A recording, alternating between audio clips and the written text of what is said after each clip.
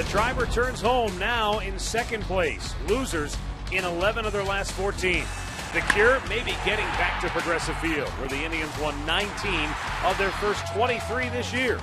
Their opponents tonight, the Pirates, have dreams of the glory days of We Are Family and the early 1990s. This year's team is over 500 and just 3 games out in the NL Central. It's the return of interleague play, and it's next on Sports Time Ohio. From Progressive Field in downtown Cleveland, Ohio, it is a beautiful night for baseball as the Indians return home and open up a 3-game interleague series against the Pittsburgh Pirates. Hi again, everyone. Matt Underwood alongside Rick Manning. The Indians are hoping that getting back home will cure what ails them. But, Rick, the problem for the Indians offensively is that even in their last 10 home games, they've scored 4 runs or less. Well, there's a welcome sight to come back for the Indians today, and it's Travis Hafner. Travis Hafner coming off the DL. He is inserted into the number 4 hole. They were doing much better when Haf was in that lineup. And, of course, he was the mainstay in there, driving in runs. He was very good with runners in scoring position. So, hopefully, that he can come back. I don't know how long it's going to take, that he can get into the middle part of that lineup, make everybody else better. Because you look at the last 9, Matt, they were averaging under 2 runs a ball game, and you can see the ERA went up. But the first 23 ball games, they were outstanding. They need to get back to that point tonight, and hopefully they can start. So Hafner back in the lineup. That means another change in the Indians lineup. We'll have that for you coming up in a little bit. But let's take a look at the pitching matchup, and it's Josh Tomlin who gets the call for the Tribe tonight. And Josh Tomlin, you know, he's pitched well this year, but he's hit a rocky road here of late. He needs a good start. He sure does. And this pitching matchup brought to you by the Jeep brand. We just don't make SUVs. We make history.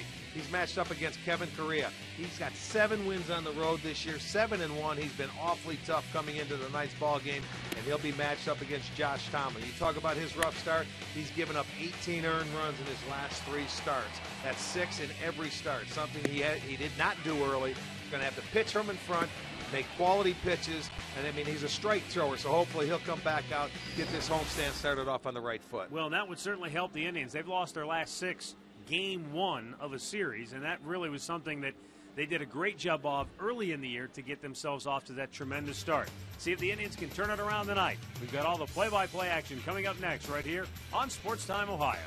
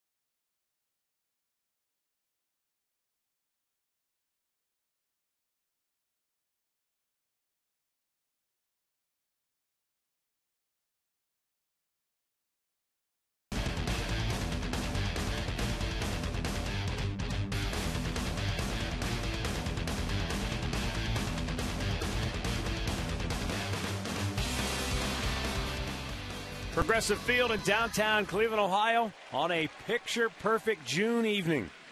And the Pittsburgh Pirates are in town, and it's interleague baseball. The Pirates have been playing very well. They are 35-33, just 3 games out in the NL Central. Of course, the Indians 36-31, a game and back of front-running Detroit in the AL Central. A little Hollywood flair before tonight's ball game. Valerie Bertinelli, who stars in a TV show called Hot in Cleveland, looking pretty good. throwing out the first pitch tonight here at Progressive Field. Do you call that a throw? Let's check it out. That's true. I'm not sure what you call this. That's a sprint. This would be the ceremonial first delivery. There you go. She's been watching a lot of baseball, though, because she takes about as long as some relief pitchers nowadays. But she delivered a strike. And we're ready to go. Manny Actic, Clint Hurdle, respective managers at home plate right now exchanging the lineup cards, going over the ground rules. Josh Tomlin will be starting this game for Cleveland, looking for his 8th win of the year. Kevin Correa already an 8-game winner for Pittsburgh. Well, Pirates have won a season high, tying 4 straight in 5 of their last 16. They've won 11 of their last 16 games, 13 of their last 20. They've been playing very good baseball. And again, it's been a long time coming for Pittsburgh. Last time they were above 500 was the year they won the then National League Eastern Division, a different alignment back then in 1992. Yeah, and you know they've already won more games on the road this year. They've got 20 wins than they did all of last year. They had 17 wins on the road, so they played really well. Their starter pitch is terrific on the road, and you know they're hot. I mean, they're playing very good baseball. Indians take the field. Josh Tomlin will head to the center of the diamond, and he's looking to turn things around. We talked about it in the open. He has been going in the wrong direction here of late. Got off to just such a tremendous start. And remember, he was 7-2 after he beat Toronto. And even in that win, he didn't pitch well. He gave up 6 runs in 6 innings. And he's given up 6 runs now in 3 straight. In the last 2, he's been on the losing end of. Let's look at the starting lineup for Pittsburgh. It's brought to you by Kennywood. Visit us in Pittsburgh. Jose Tabata is the leadoff man. Xavier Paul in the 2-hole. Andrew McCutchen bats third. Then Neil Walker, Garrett Jones, Lyle Overbay. Josh Harrison batting 7th. Michael McHenry will catch, and Ronnie Cedeno is batting 9th. Josh Tomlin making his 14th start. Josh has pitched very well in this ballpark. He's 4-1 this year. He needs to get it back on track. You mentioned his last 3 starts, he's given up 6 runs in every start. That's covering 17 innings. He's given up 18 earned runs. The left-handers have really killed him. They've hit 446 off him in the last 4 games. Right-handers over 300. And a lot of teams have been getting very aggressive early with him on the mound, so he's going to have to make some quality pitches on strike 1. Let's take a look at the Indians' defense, brought to you by Pat O'Brien Chevrolet, saluting the men and women defending our country and watching on the Armed Forces Network. It's Brantley, Sizemore, and Chu in the outfield. It's Hanahan as Drubel, Orlando, and Laporta on the infield, with Santana behind the plate.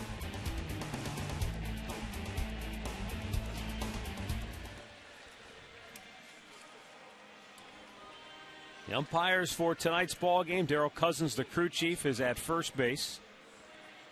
And you really couldn't ask for a better night than what we're going to have here this evening. Yeah, it's ideal. 77 degrees at game time. And we're underway as Josh Tomlin delivers a first pitch strike to Jose Tabata, who hits .269 on the year, 3 homers, a dozen ribbies, 13 doubles. Ground ball to short. Routine play for Asdrubal Cabrera. Throws him out, 1 away. Take a look at our injury report tonight. Well, the good news for the Indians, Travis Hafner is off that 15-day DL. He has been activated. He is in the lineup, and he'll be batting cleanup for the Tribe. For the Pittsburgh Pirates, there are a lot of people down. Domit, one of their catchers, Pedro Alvarez, their young, promising third baseman. A lot of their bullpen is injured.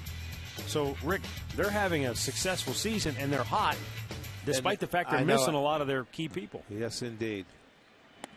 Well, I mean, you look out there, the more that's on that list, they continue to win ball games. It's a credit to them. Eventually, that you would think that catches up to you. It will. The Indians went through that when they lost both Hafner and Grady Sizemore. They played well for a stretch, but two key veteran hitters in their lineup definitely started to show. Xavier Paul having a nice year, hitting .283. And the count of 2-1 now. 4 left-handed bats in the lineup for Pittsburgh.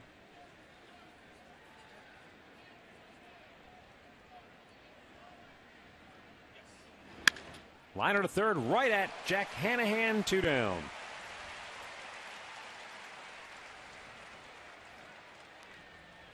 Well, that's the first time that Josh Tomlin has ever faced the Pirates in interleague play, and it's the first time they've played here since 2006. Last couple of years, we've been down in Pittsburgh playing, and the last time they met here, the Indians won 2 out of 3.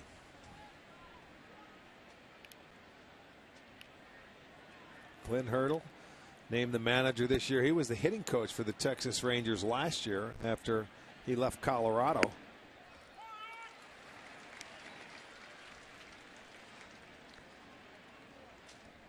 This kid is a very exciting player for Pittsburgh.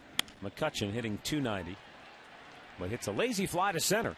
And it's a quick 1-2-3 first inning for Josh Tomlin. Indians coming to bat when we come back.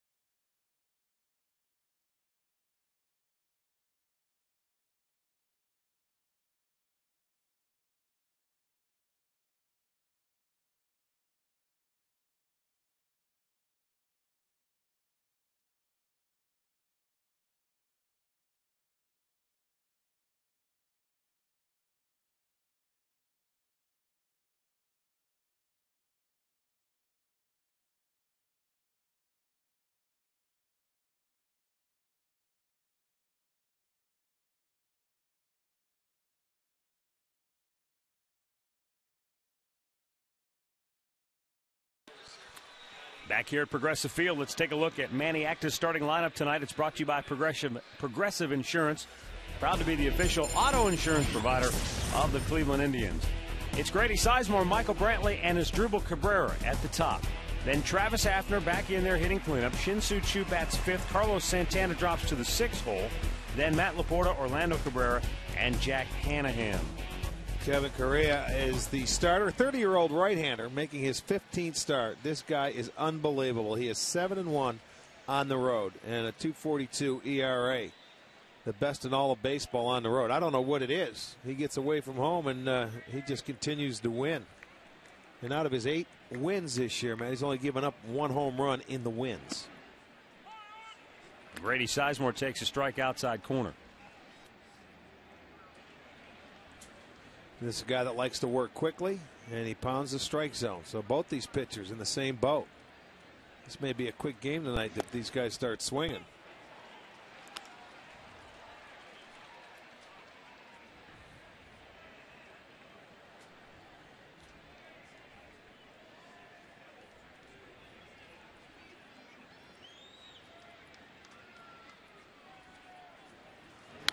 Grady fouling it back out of play. Correa, native of Southern California, born and raised in San Diego. Originally signed by San Francisco back in '02. Made it to the big leagues with the Giants. Way high. Eventually signed with the Padres as a free agent, and that's when he really flourished, Rick. I mean, he won a dozen games in '09 and then 10 games in 2010, but he made 33 starts in 09 and 28. Yeah. Well, 28 appearances, 26 starts in 2010, so pretty durable guy. Rounded to second base, routine play for Neil Walker. One away. Let's take a look at the Home Depot Pirates defensive lineup tonight. It looks like this. Tabata is in left, McCutchen in center, Paul is in right, Harrison at third, Cedeno at short, Walker is at second, Overbay at first, McHenry is behind the plate. That's more savings, more doing. That's the power of Home Depot.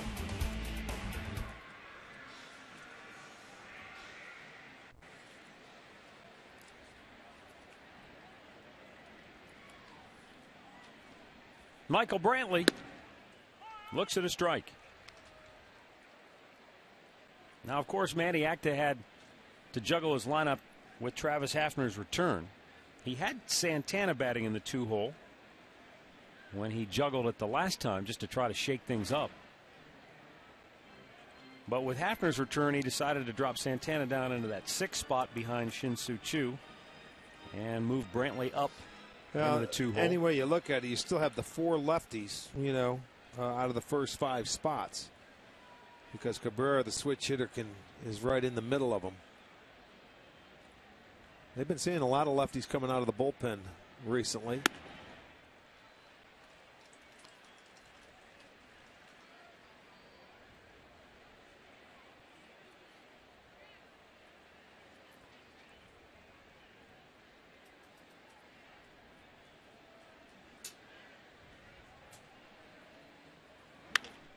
Michael lines one toward left, moving over Jose Tabata. He makes the grab, 2 down.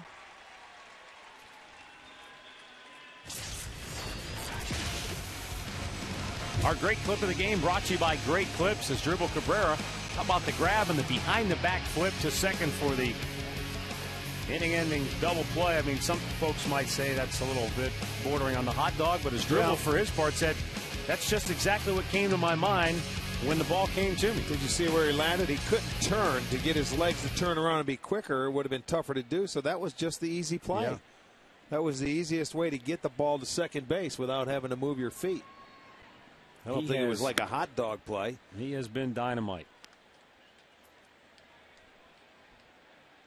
And as Victor Martinez said, he should be headed to the All-Star game. 1-0 pitch. That ball's hit a long way to center field. McCutchen is back onto the track and makes the catch. The Indians go in order. Cabrera gave it a ride, came up a little short. No score after 1.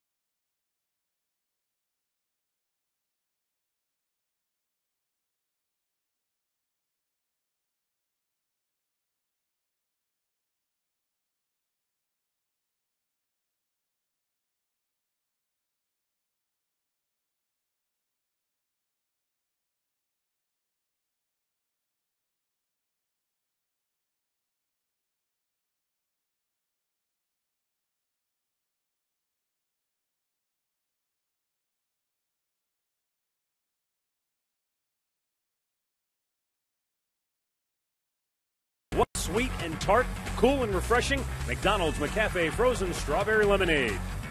By your Northern Ohio Toyota dealers. And by AT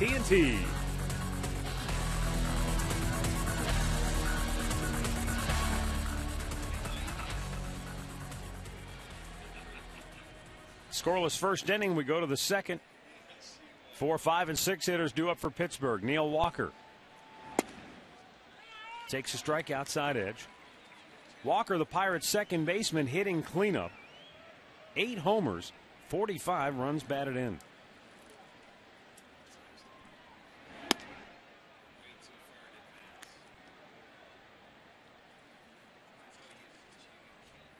Walker was the Pirates' first-round pick back in 2004. He was the 11th overall selection that year. And he bangs a base hit into right field.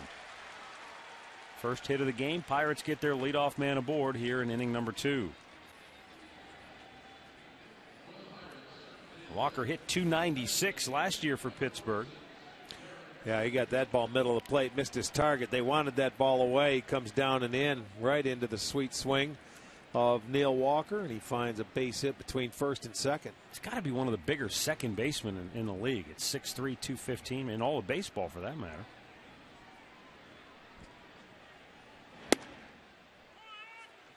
And speaking of big, Garrett Jones.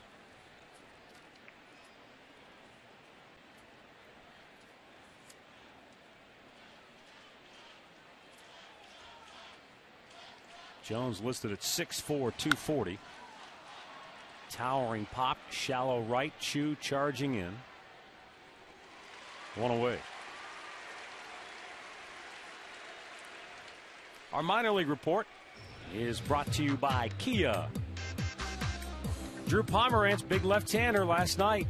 7 innings, 1 run on 5 hits. He walked 1, struck out 7 for Kinston.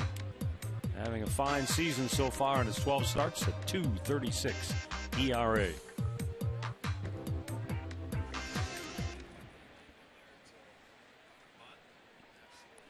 Lyle Overbay.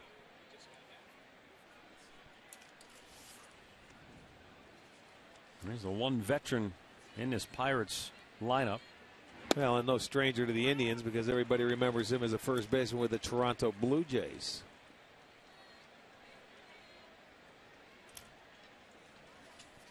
Overbay just 1 for his last 16 at the plate.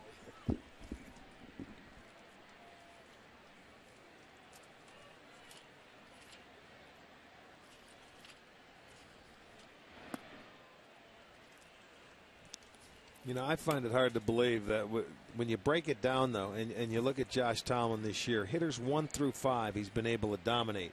They're hitting just 197 off him. When you go 6 through 9, the hitters, they're hitting over 300. They're at a 316 clip. You would think it would be the other way around, you know, but it's not that. It's not set up that way. Is there anything, whatever reason? Yeah, is there anything you can point to as to why that? No, I don't. Unless he just tries to get maybe a little more aggressive and not, you know, trying to hit those spots. It's hard to say. 1-1 pitch. I do remember Bob Feller used to tell us. Now, granted, completely different eras, different styles, but he would say that when he would face the bottom part of an order in his 7, 8, 9, and the pitcher used to hit no you DH. wanted to get through that as quickly as possible. So there, he said a lot of times you were challenging guys. Yeah, take it off and let them put it in play, and maybe that could be it. Maybe a little more aggressive. I don't know how you can be, but you know, because Josh has been like that all year as far as throwing strikes. Evens the count at 2-2 on Overbay. He's about anywhere between a 65 and a 75% strike thrower.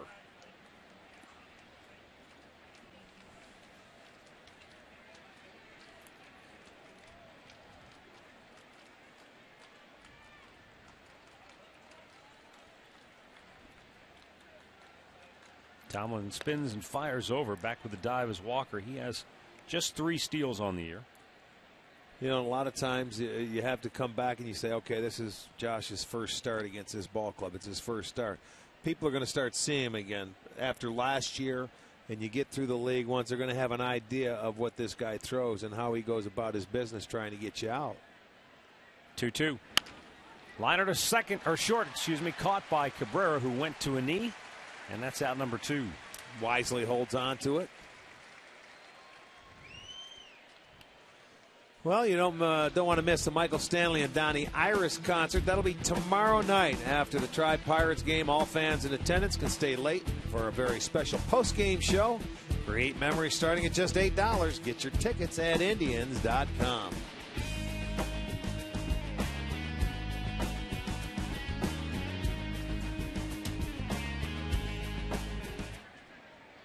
Josh Harrison batting here with 2 down and a runner at first.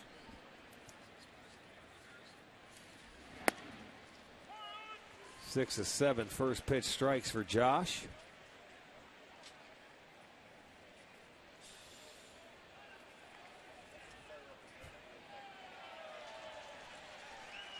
Harrison getting playing time at third base now with Pedro Alvarez on the DL as a right quad strain.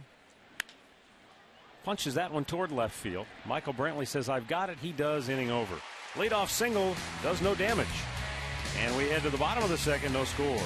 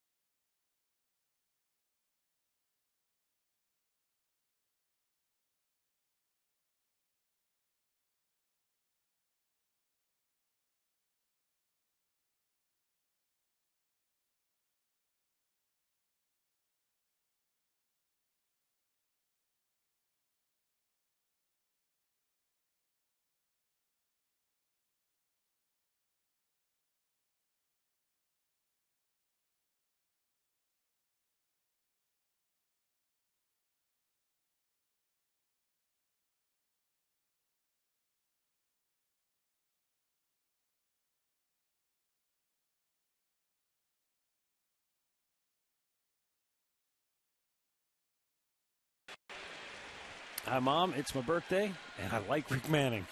That-a-way. Sports time. Hi, Mom. There you go. He's got to be in the upper tank. Must be in the front row. You got him those good seats. Yes, I did. Is that Kyle or AJ? Back in the lineup for the Indians, Travis Hafner. Returning here tonight, batting cleanup. Hafner was having a fine start to the year, hitting .345 before he went down. And then he hits a weak ground ball to second. Neil Walker throws him out, 1 down. Let's check in with the third member of our team tonight, Katie Witham. Well, Matt, Rick, I spoke with Shin-Soo Choo earlier today. You could tell he's definitely feeling better at the plate. He told me that he's completely changed his approach, trying to make things as simple as possible. He looks at it pitch by pitch, which has really helped him eliminate chasing after bad pitches. The thing to watch tonight, though, he's using a brand new bat. Always used a maple. Tonight he is using a 34-31 ash. He looked sharp during BP and told me he feels like he's getting a much more solid hit out of that ash, guys. All right, thanks, Katie. Looks at a ball up high.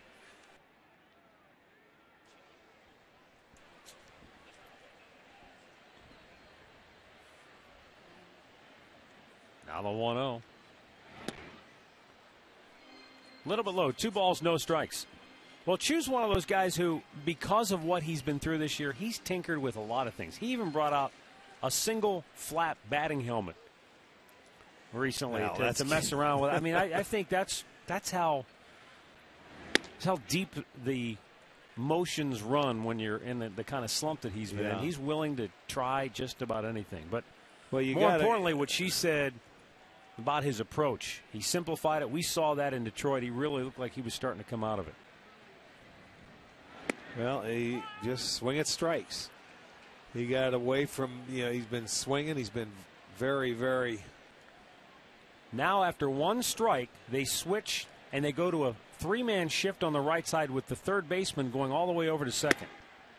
He stayed there through the 3-0 pitch, and as soon as he got a strike, then he ran over and applied the shift. Yeah, holy smokes. I thought Joe Madden did some crazy stuff. Interesting. Count is full now.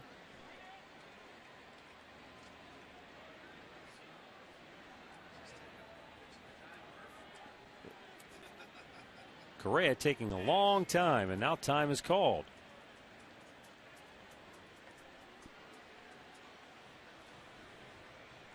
And he fell behind 3-0. Got a called strike on the outside corner. Then he got Chu to swing and miss to run the count full.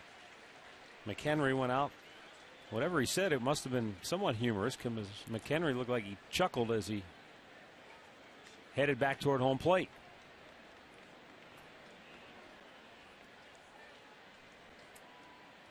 And the payoff pitch.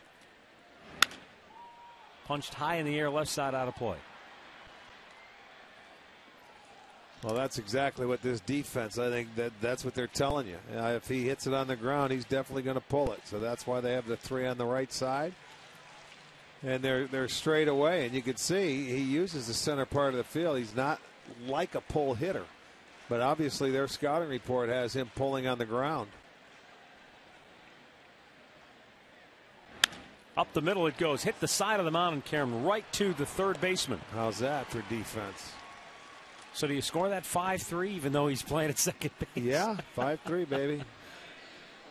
That's bizarre. 2 down. Take a look at our trivia question tonight. It's brought to you by AT&T. Last National League pitcher to toss a complete game in Game 7 of a World Series.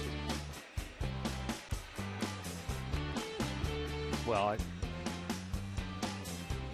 think I know. I don't want to blurt it out, though. Last time we knew, we kind of spoiled it for everybody. You did, not me. You did too. You jumped on top of it. You. You threw 2 out there before I said Mantle, you said Maris, and we let them. I did not. You said Mantle and Maris, and I said Berra. That's what it was. Swing and a miss by Santana. You have to save it for the people at home. That's why they call it the trivia question. Right. The trivia answer.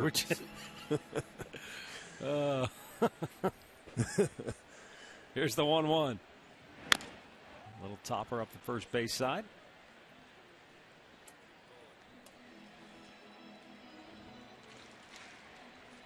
Santana hitting just .216 on the year.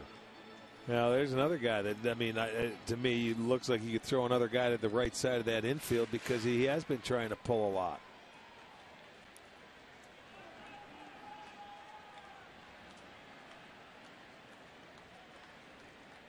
Right-hander Kevin Correa, and the 1-2 pitch is outside.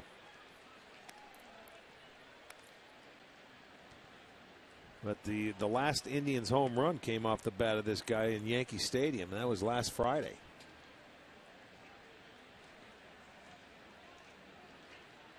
And the 2-2 pitch. Hit on the ground towards third.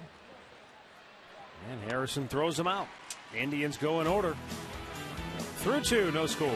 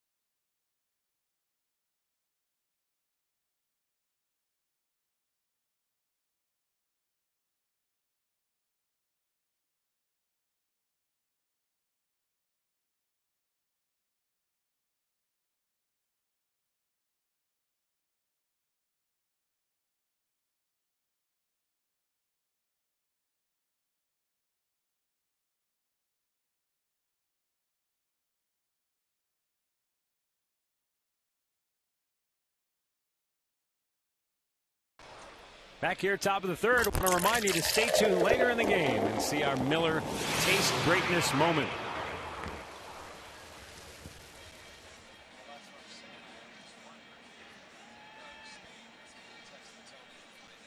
No score, and as we go to the third inning,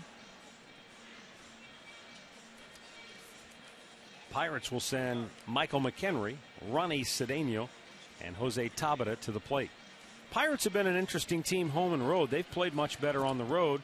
Maybe that's some of that's taken their cue from tonight's starter, Kevin Correa. But not only has he pitched really well on the road, but Clint Hurdle's team has averaged almost a run and a half more on the road than they have at home. Batting average about 30 points higher. Or 20 points higher. Well, and they're the team that has a tough time scoring. You know, when you think about it, they're 14th out of 16 teams in batting average, in runs scored, in doubles. So, you know, they're playing better, but they pitch a lot better, so they don't have to score as much. But offensively, you know, they're a team that's challenged to score a lot of runs. They've been doing it by pitching.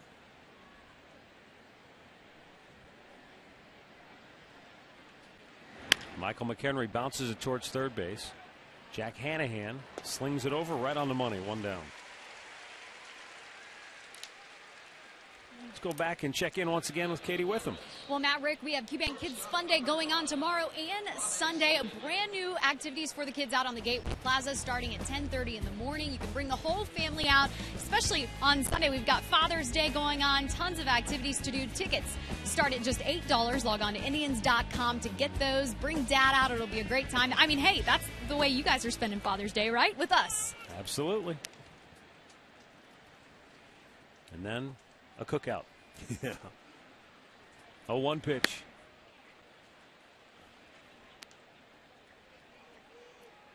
Tried to grill out last night. My cousin came into town, and I couldn't tell if I was grilling steaks or grilling midges in my backyard. You had a few of them back there, huh? Like an infestation. I felt like Fausto Carmona back in the 07 playoffs against the Yankees. They were everywhere. It's unbelievable this time of year. You get anywhere near Lake Erie. Get you one of those uniforms, those, you know, like the beekeepers. Nets. Yeah. Get you out there. You see that See guy you in his cooking your backyard steaks on. grilling with one of those on. It wouldn't bother you. Jose Tabata grounded to short his first time up. Done very well in that leadoff spot for Pittsburgh, but here's another routine bouncer to short, and Cabrera throws him out again.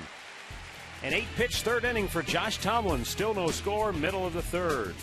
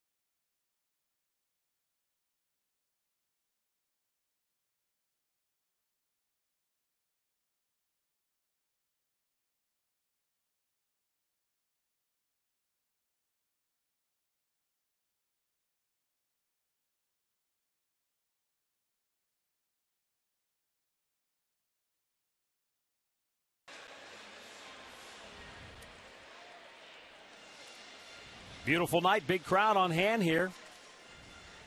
Expecting around 35,000 for tonight's ball game, plus big fireworks show afterwards. Well, remember, it's Dollar Dog Night, student half-price ID night, so this is a great night for a lot of different people and a lot of different reasons. And, of course, tomorrow after the ball game, we've got the dueling local heroes. Right. Michael Stanley, of course, from Cleveland. Donnie Irish from Pittsburgh. They'll have the post-game concert here at the ballpark.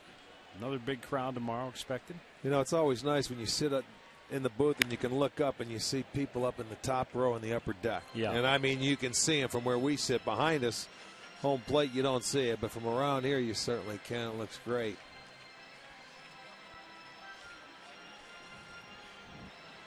Well, I would imagine there was a few people from Pittsburgh coming here to enjoy a nice baseball game because they haven't been here since '06. Yeah. Look around the ballpark, you definitely see some out-of-town colors. A little bit outside, a ball and 2 strikes. You know, what's interesting, too, is that, again, this kind of goes back to what I was talking about when we played Detroit, Indians and Tigers being, tied for first when we went into that series. Indians and Pittsburgh haven't been good at the same time.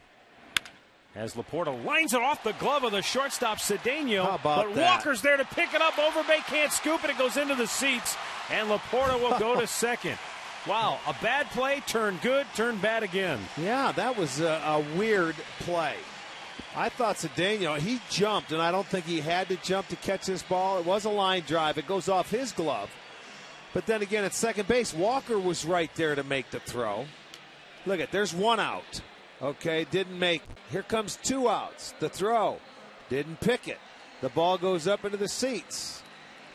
Boy, what is that going to be scored? That's got to be an error. I think you could almost give Cedeno an error. That ball hit him right in the glove. Right. He thought he had to jump, and he didn't. It deflects off his glove. Then it goes to Walker, and then he makes a bad throw at first base. Just an error to Walker, the second baseman, on the throw then. Okay. Very strange play right there.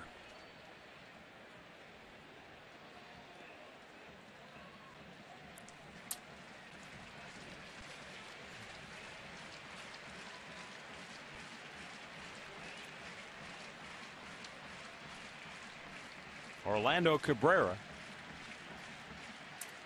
trying to move Laporta at the very least. Grounded to short. They're going to go right to third, and they've got Laporta hung up. And he can't stay, and now he's hurt. Oh, boy. He buckled that knee, and he's down in a heap. And Matt Laporta. Stay down, Matt. I don't know if it's his ankle or not. Just stay down. Oh, boy, that's... He tried to stop, and then he slipped down, and it looked like an ankle. They're down there. You know, sometimes when that ball, if you're at second base and it's behind you, you can get to third base. But with Laporta, look, Cedeno says, I've got a chance to get him because he's not the burner. Now he slips and he goes, and there he twisted his ankle. It's stuck. Back. That cleat got stuck in the ground. The top of his right foot. Was it the right one? It stops. I thought it was the left, but it doesn't matter. Take another look, Rick. Let's see. It's right here, right? There. It's the right one. Yes, it is. It's the right one. He rolled over. That's an ankle. So he's going to be coming out. Well, he can't even put any weight on it at all. No. Well, that's too bad. You're seeing his weight just rolled over on top of it. It looked like it would be a high ankle sprain just from looking at it. I don't want to make it a judgment, but he's in pain. He is certainly in pain right now. So Laporta helped off the field. And with 1 out, Orlando Cabrera is now at first base.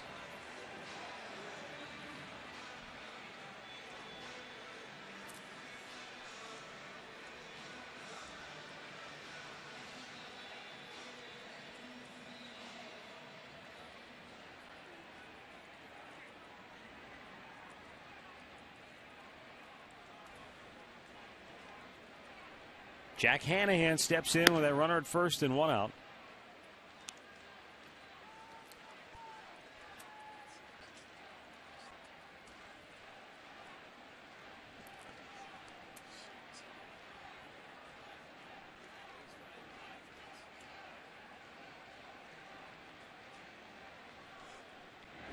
Swung on and missed.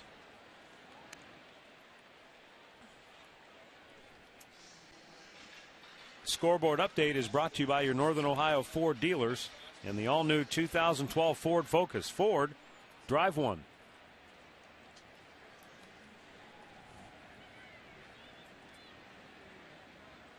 Cabrera takes off. Hanahan punches it the other way and out of play.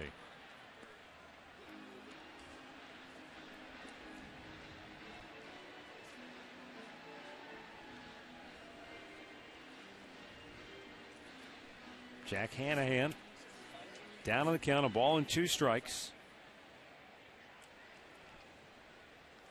6 hits in his last 21 at bats. That covers his last 7 games, basically that last road trip.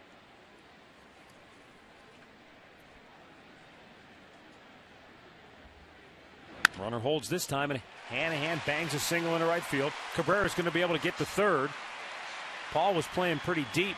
And so Orlando rolls into third base. Indians at the corners with 1 out. You know, that's a nice job of hitting there by Hanahan, but I think not a very smart pitch there by Correa, because what he does, he got ahead of him, and you don't want him to hit the hole at first base. He speeds up his bat here and throws him a curveball. And now, I don't know, it was down and away, but what happened, Hanahan keeps his hand back and finds the hole. That's a perfect pitch for him to hit the hole. He does. They go first and third. Good for the Indians. Good for Hanahan. First and third and 1 out and a chance to get on the board. Now Grady Sizemore with a chance to give the Indians the lead.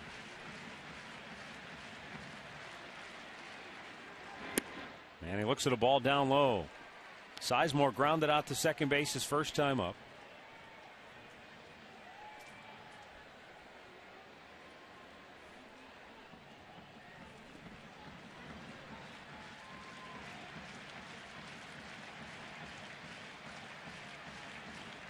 Nothing doing on the bases.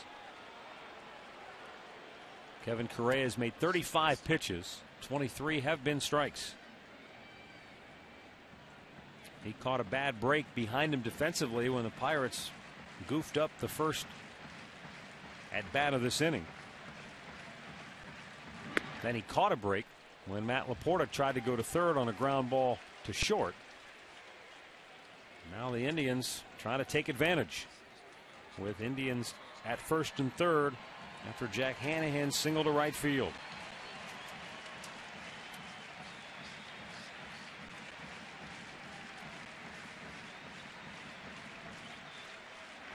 Up and in. 3 balls, no strikes. So Grady Sizemore sitting pretty now, with Michael Brantley waiting on deck.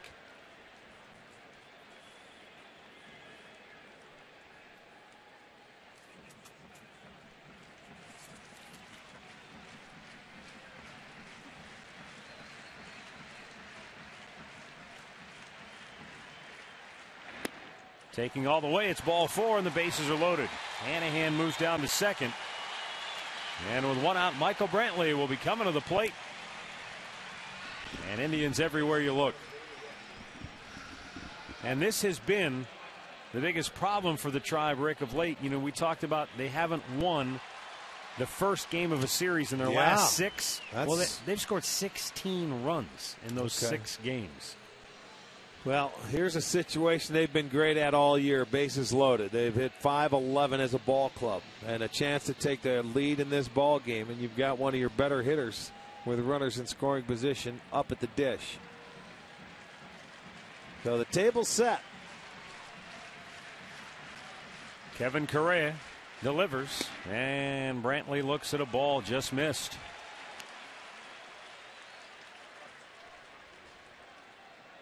Michael, very disciplined approach at the plate.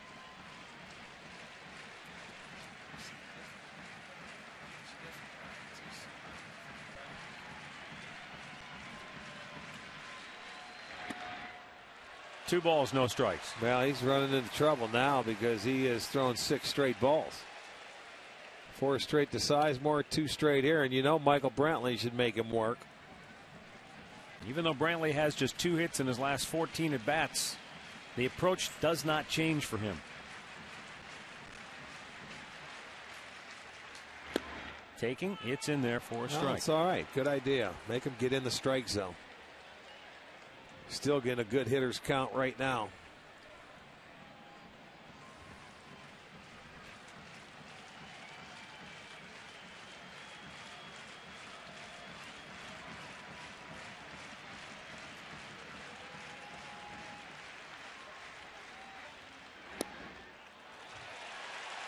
Wow. 3 balls and a strike with the bases loaded. 1 out, nowhere to put him. Michael Brantley knows Correa's got to come to him. Not going to steal your line and say come to Papa, but Carl, it's not my line. You can use it too. Come to Papa. If you feel he's going to drill him here, say come to Papa.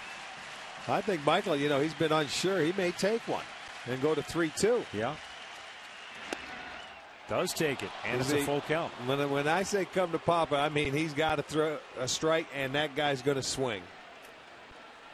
See, Michael's a kind of hitter where he's going to make you work to get him out. He took the 2-0. He took the 2-1. Now he is ready. He's going to get set, ready to roll on this 3-2 pitch with just 1 out.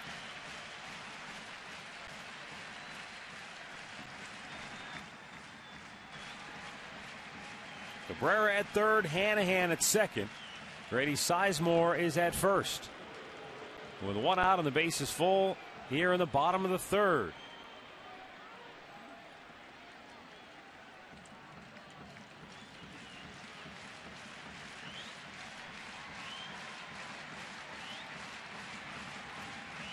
Now Correa ready. And the payoff pitch is lined into the glove of Harrison at third. 2 down. Well, great at bat. Tell you, there's not much you could do. He hit it right on the nose, hit a line drive, and a nice play.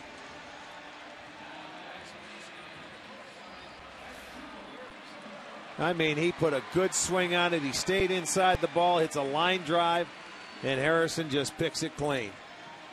Nothing you can do about that. Well, now you say, come on, let's go, as Drew will get a base knock with 2 outs. That's frustrating, and that's how it goes when Michael, what's he have? 1 hit in his last 15 ABs? Yep. That's how it goes. 2 for 15. Okay, well, you hope your teammate picks you up right here. As Dribble Cabrera has been picking up this team all season long. And a balk call. The Indians will take the lead. How would you like that? There you go. You're already picked up. There was a game yesterday that the game ended on a balk call with the Mets. Was it the Giants? Mets Atlanta, I think. Atlanta, yep. Oh, the game ended. This is just the one run coming in, and they certainly will take it. So the Indians take the lead on the balk by Correa as Cabrera comes home. And now it's Dribble Cabrera with a chance to drive in 2 more with a base hit.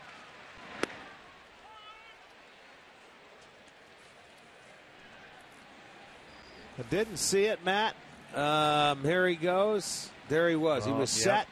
He put his hands in his glove. He broke them apart and says, let me go. I want something else. He can't believe it. Throw it by him 0-2. As Dribble has hit .421 with runners in scoring position this year.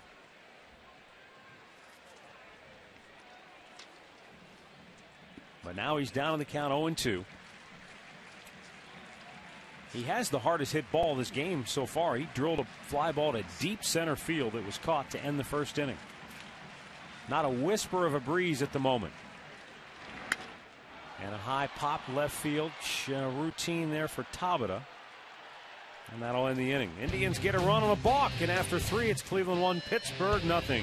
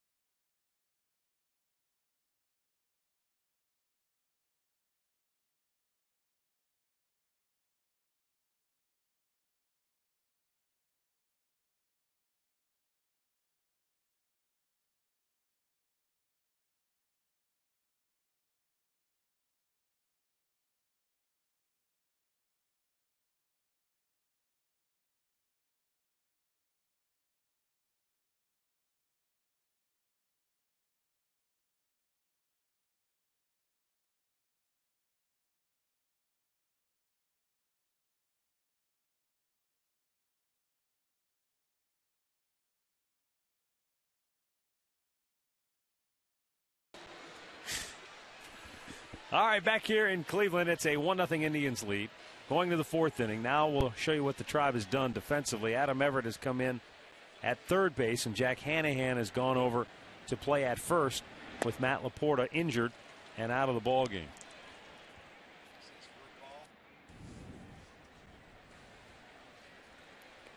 First appearance of the year for Jack Hanahan at first. And he's been so good at third.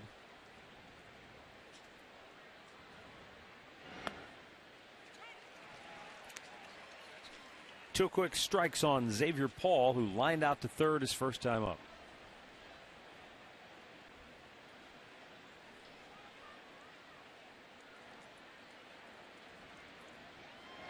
Yes, he did. They appeal. He's gone. First strikeout for Josh Tomlin, one down in the fourth.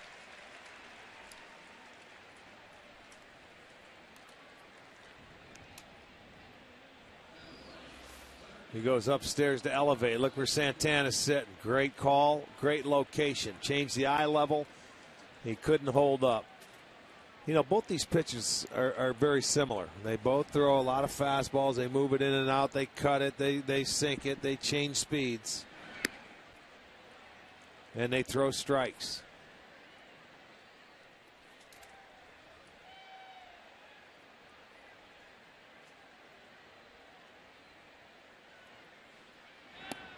The unfortunate thing for Correa, that balk ended up costing him the run, and he would have got out of it. Bases loaded situation. Yep. Couldn't do it. That balk, so it's 1-0 Cleveland. They got the run on a hit.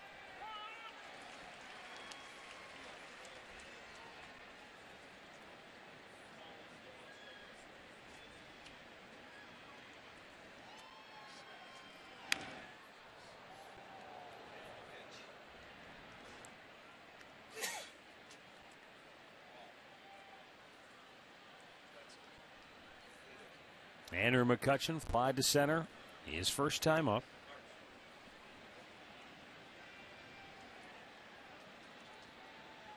Josh Tomlin deals. And the 2-2 banged on the ground to second. Orlando Cabrera has to hurry. He does. 2 down.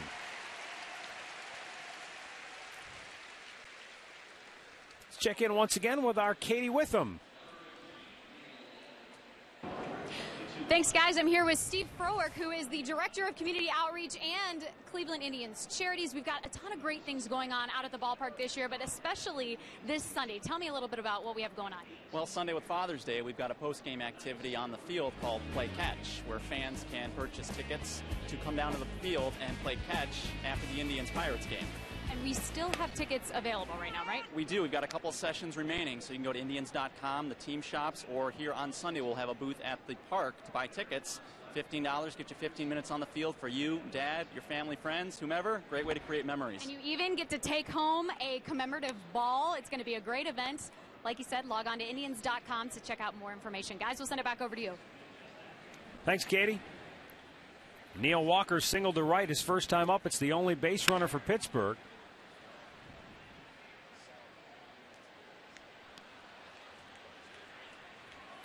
Walker has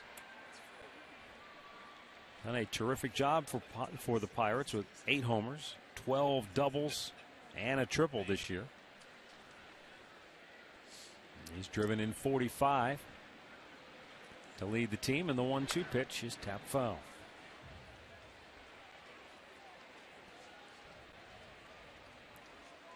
Walker, a switch hitter. Most of his damage is done from the left side. I mean, the difference is drastic from left to right for him. Batting average, homers, ribbies, power, everything. Swung on, foul tip, couldn't hold it. On. Well, you know what? Most of the disparity, when you look at switch hitters, they're better from the left side than the right, probably because they hit there more. And it's a more comfortable situation. There's a little foul tip that just didn't stay in the glove. I mean, Cabrera is a strange one where he's good on both sides. Got him looking. And the inning is over. Pirates go 1-2-3. Josh Tomlin strikes out a pair.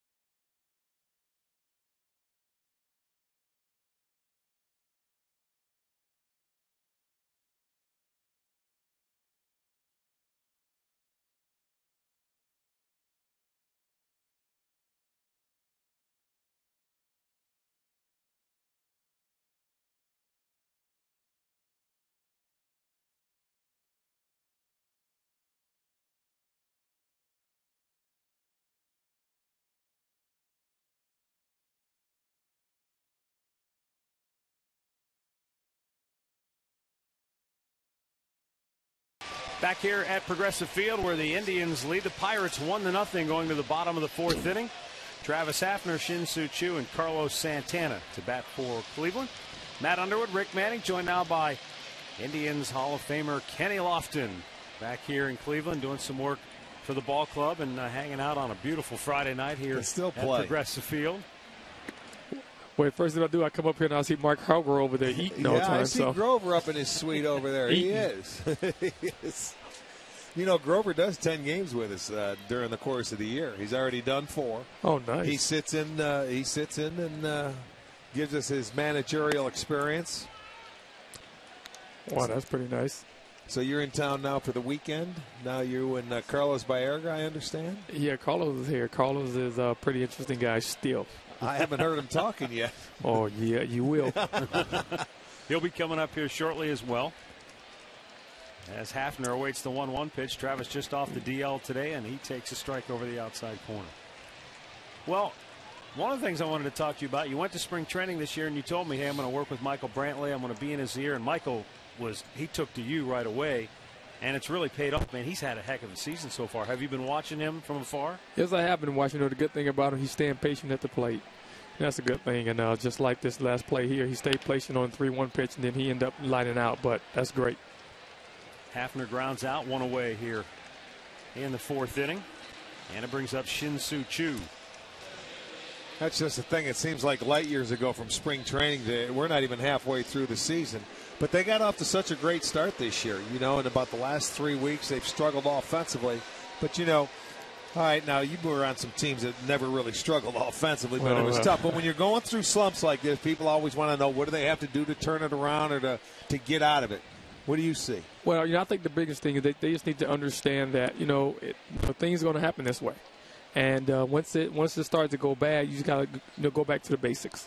Basics of seeing the ball, hit the ball, pitching the ball, just throwing strikes, and that's the biggest thing they have to do right now. Move the runners along. You do your job. Let everybody do their own job, right? Not try and do too much as a player. Just like the other day when they won the game with a couple bloop hits, and that's how you win the game when you're starting to struggle, and just let it work that way, and don't try to hit the 3-1 homer and all that. Don't do that. I know it's easier said than done, though. You get in that uniform, you want to do it as a player. Well, like I always say, with Charlie Manuel always had this biggest thing and say, know thyself. Yeah. If you know who you are as an individual, leadoff hitters get lead off, get on, the guy behind him get him over, and the next guy get him in. Yeah. That's basically what they should do, and that's that's going back to the basics. Well, that's the way they had to play, and that's what made them successful to begin with. They were playing little ball. They bunted. They won a game 1-0 on a squeeze play. Late in the 8th inning, and it was a solid pitch, and it was good defense. It was fundamentally sound baseball is how they played all year long, and they're going to have to continue to do that if they want to win. Well, I think again, they kind of go the guy who's supposed to lead off is trying to hit the home runs. Basically that's what they're doing. They basically, again, like I said, just stay within yourself. How much did you enjoy going to spring training and being an instructor and working with some of the players? Well, it was fun, going there, because the good thing about it is these kids, they listen. And they wanted to learn. They ask questions. A lot of times you go there and the kid think they know it all. But these guys, they were very receptive to what I had to say, and they were pretty much, wanting to learn. Did you get the itch, though, when you were maybe I could still do this? Well, I did. Actually, a couple of times I went into the batter's box and in batting practice hit the ball right back up the middle. I told them that's what you do. You hit the ball right up the middle. Lay one down the line and just scoot to first base with no problem. I don't know if I can scoot. I don't know if I can scoot anymore. You can scoot compared to what I'm watching. You want to watch these guys run. Chu pops it up on the infield. Cedeno, the shortstop. Yeah, I need to talk to Chu. I need to talk to him a little bit. He's popping too many balls up. Yeah, well, he's swinging a lot of pitches up in the zone. He's a good low ball hitter. Mm-hmm. But, I mean, that's part that he's going to learn. He's going to have to lay off of. All right, so you're in for the weekend signing autographs and in for the alumni for some of the fans this weekend, yeah, right? Pretty much. We was in Heritage Hall signing autographs. We was up in the suite signing autographs, and then I'll be in, going through some of these suites over here and speaking to people and just having a good time. Well, that's nice. I'm sure they're glad to see you. It's been quite some time. No, it's good to be back. It's just, again, it's a little different on this side, but, I don't want to get too close to the field and I get a little itch. Don't need to do that right now. Well, go ahead. They want you back in uniform every day, huh? How would you like to do that? Well, it's a little different coaching than playing, isn't it? Yeah, it is. A lot different. 1-0 pitch sails high. 2 balls, no strikes to Carlos Santana. Grounded out the third his first time up. You were a player. What did you think of interleague play? Now, you played in both leagues. Yeah. How did you like playing interleague baseball? Played for these Pirates. Well, I think a good thing about it is for the fans. The fans, because a lot of people, like I said, in Pittsburgh want to see, the Indians in Pittsburgh or vice versa. And the opportunity, just to get the fans in the ballparks, because, it's not the same. And once you can have an opportunity to have the Dodgers, like I say, in Yankee Stadium or something like that, that's what people want to see. Well, they used to want to see that too, but you had to wait for the World Series. Yeah, well, sometimes a lot of teams are not getting to the World. Oh, Santana drives it deep right field. Paul is back. It is gone to Souvenir City. Carlos Santana's 8th home run of the year makes it 2-0 Cleveland. That's what I'm talking about. Fireworks. That's what I like to see. That's what I like to see here at the stadium. You were instant offense when you played. You're instant offense here in the booth. Well, yeah, for me, it was never fireworks, but everyone else had the fireworks. I was just on the base when the fireworks were happening. Now, this home run replay brought to you by Great Clips. Great needs, great deeds, great clips. Last home run came last Friday night, a week ago in Yankee Stadium, and this same guy hit it, Carlos Santana. Got nice extensions, drives his ball. It's a souvenir for somebody, and the Indians will take a 2-zip lead. Matt Laporta went down with an injury, so Adam Everett gets his first at bat here tonight and takes a strike. I don't know if you saw that, Kenny, when Matt Laporta went down. It didn't look good. It looked good. It looked more of like a ligament to me, more than the actual ankle, but Everett fouls it off. I am not the doctor. That's right. And we talked a bit about this before. You were very fortunate in your career. Yeah. You didn't have to deal with any major injuries anyway. You dealt with a lot of aches and pains like everybody else. Yeah. I remember the one shoulder injury. That wasn't good. Nah. No, I remember that one. That was not good. But the best part of that, I came back strong. I didn't miss no time, so that was good. Kenny, thanks for stopping by. Thank Always you. a pleasure to see you. All right, thanks for having me. Indians Hall of Famer Kenny Lofton with us here tonight. Provides the Indians with another run. A little spark there for Carlos Santana.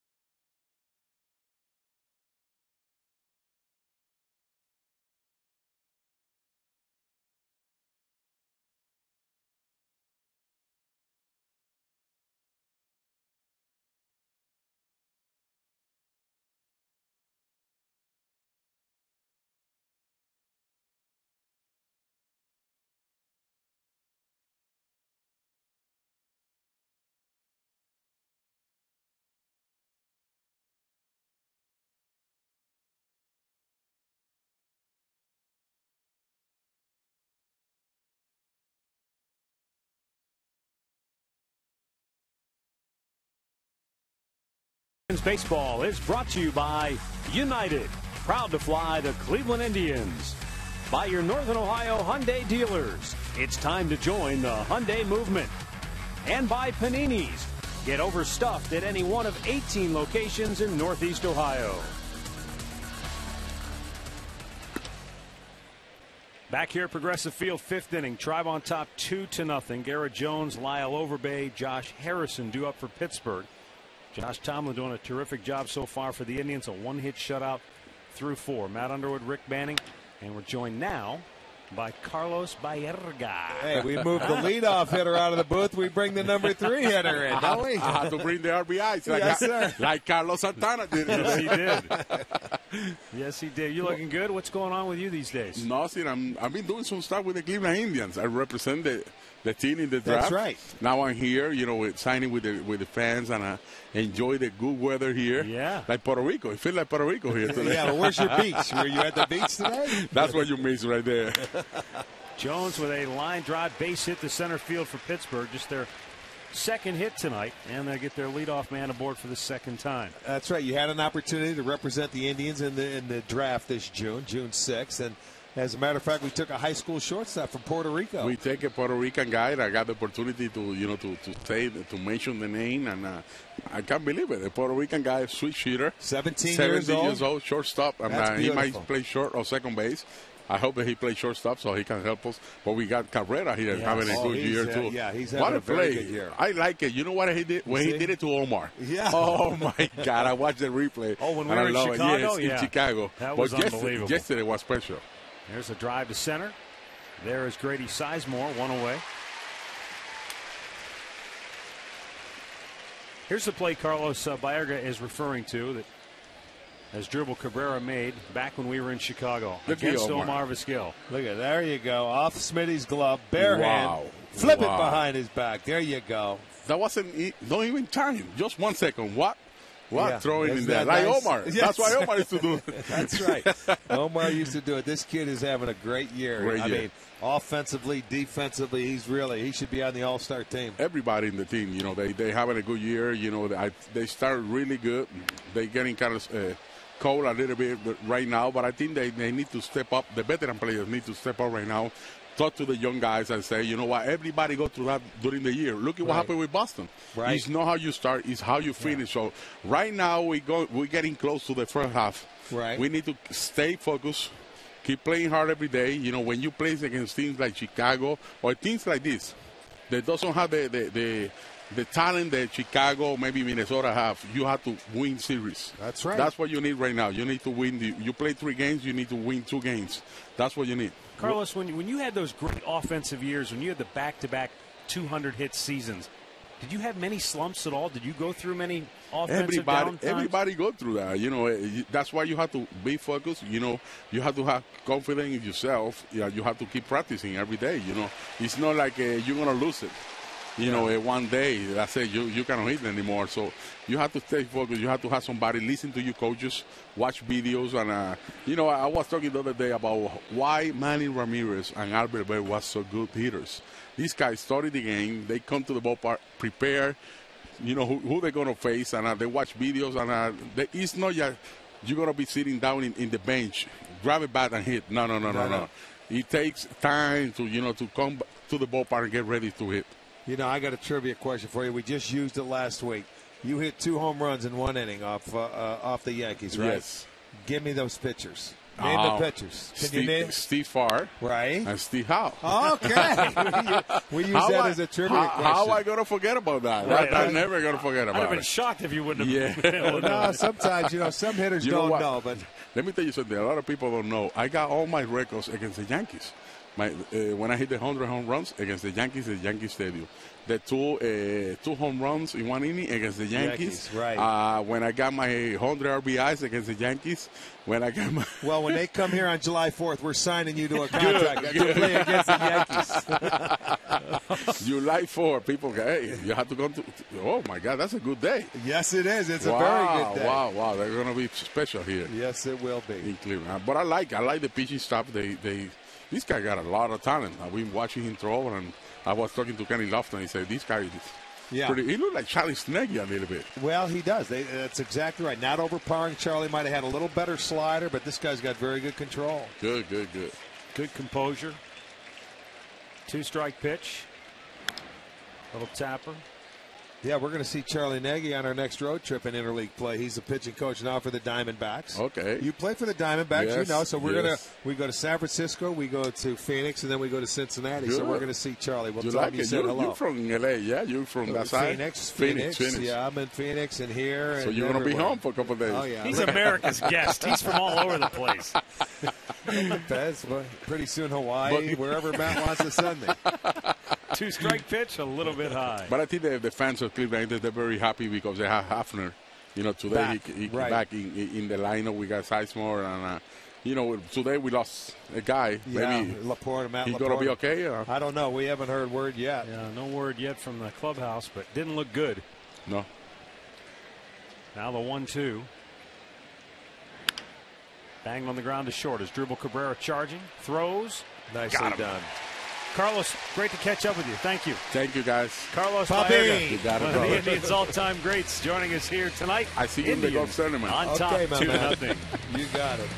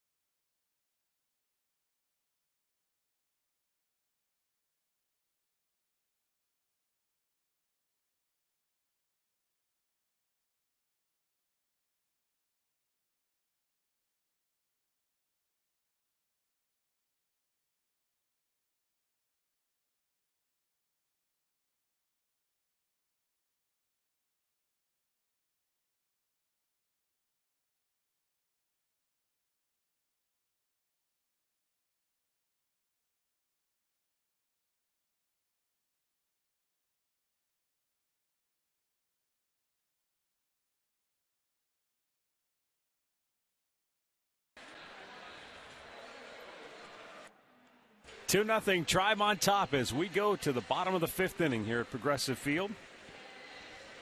Orlando Cabrera, Jack Hanahan, and Grady Sizemore due up for the Tribe.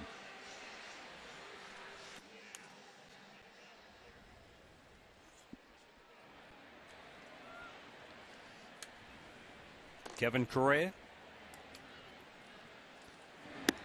Up high, ball 1. Cabrera scored the Indians' first run tonight in the 3rd.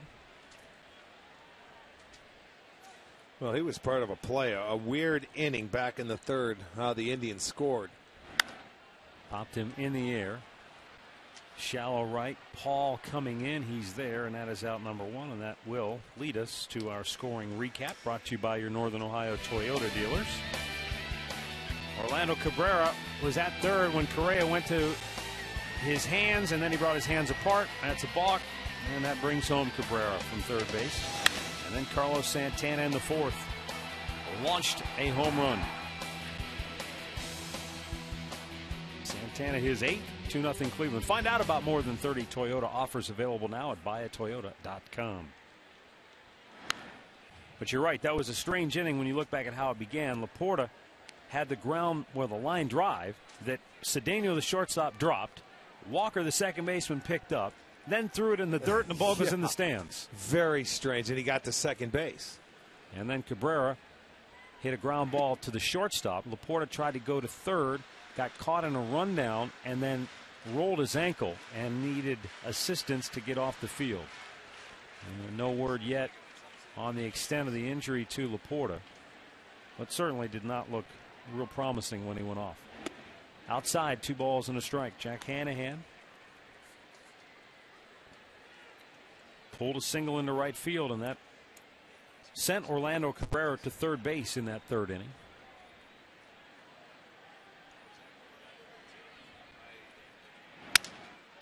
Broke his bat, and Walker throws him out. 2 away.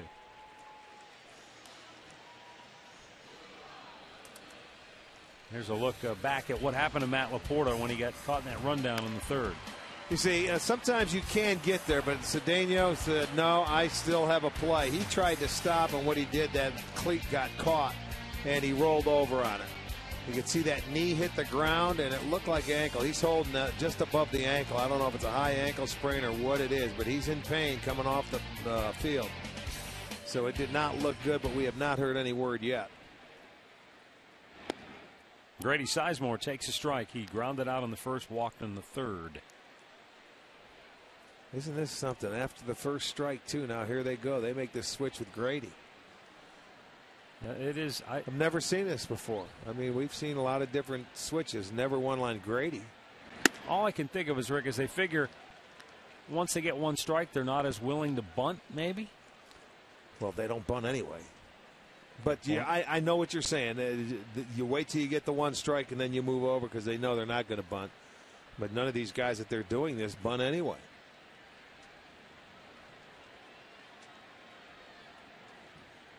The 0-2. Grady fouls it over toward the Pirates dugout. You know, I don't know. This has never happened when you're playing. I don't know if it messes with your mind or what when you're sitting up there and all of a sudden you see the third baseman after you got one strike run over. You know, they did it with Chu. Now they're doing it with Grady. They didn't do it with anybody else, did they? I don't think so. Now the 0-2. Ran it up high and almost to the backstop.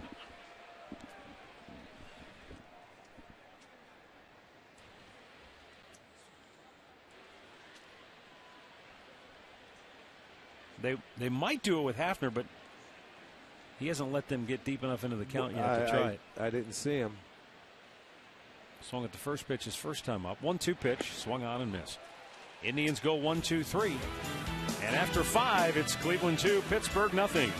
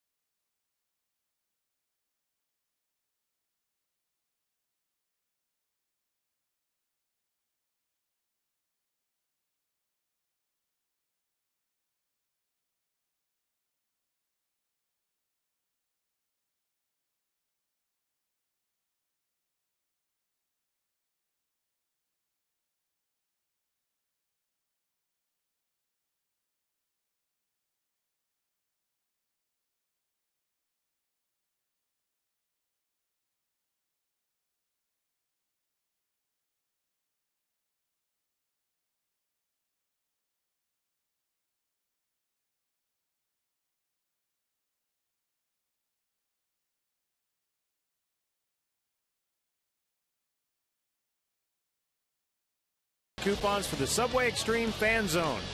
It's the place to be for a chance to win Subway gift cards, Indians fun money, and you'll get great discounts on your next Subway purchase. Subway, where winners eat.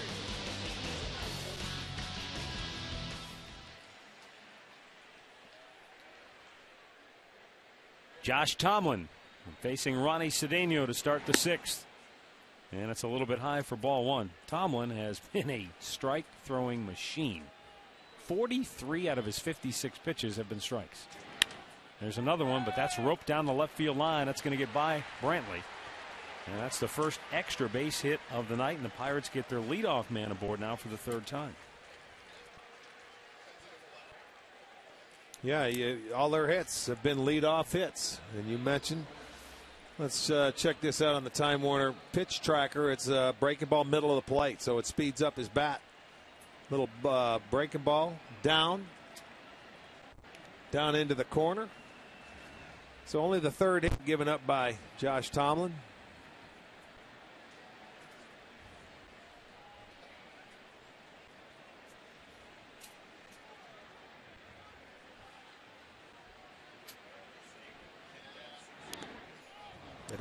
He was trying to bunt at Tabata, but that was bearing right in on his fists. Okay, I didn't know if it hit his arm. It fouled off the bat. I couldn't tell. From where I'm sitting, it looked like it went off his arm, but almost bunted it off his body. He did. He just nipped the top of the bat and went straight down. So it will go as a strike. A little bit low.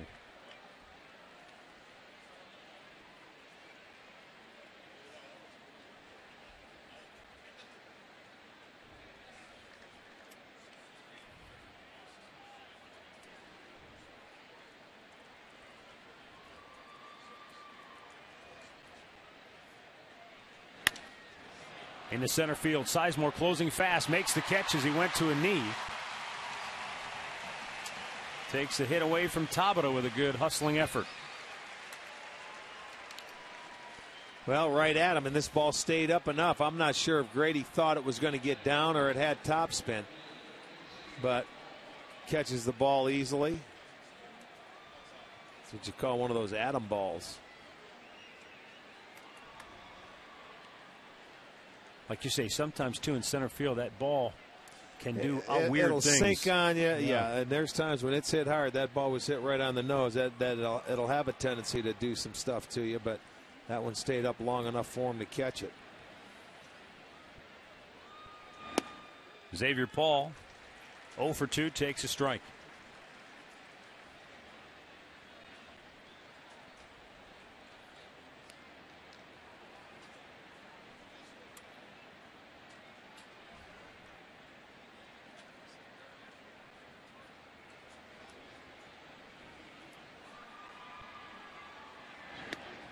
Caught the outside edge. Boy, Xavier Paul does not like the call. He is really beefing with home plate umpire John Tumpane. Well, you're right. That's a breaking ball. That is a ball. They catch a break. You know, that'll make a hitter talk to himself because guys are throwing enough strikes. But that one wrapped around and he gets the call. Bounce to first, foul. Terrific effort there by Hanahan.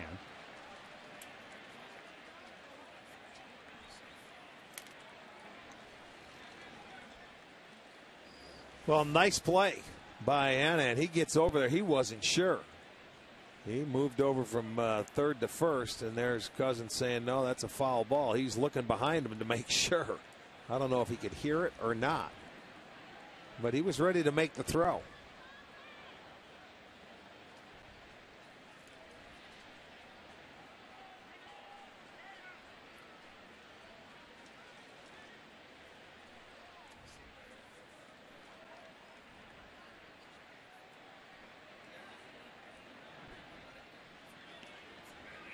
Tomlin ready with the 0-2.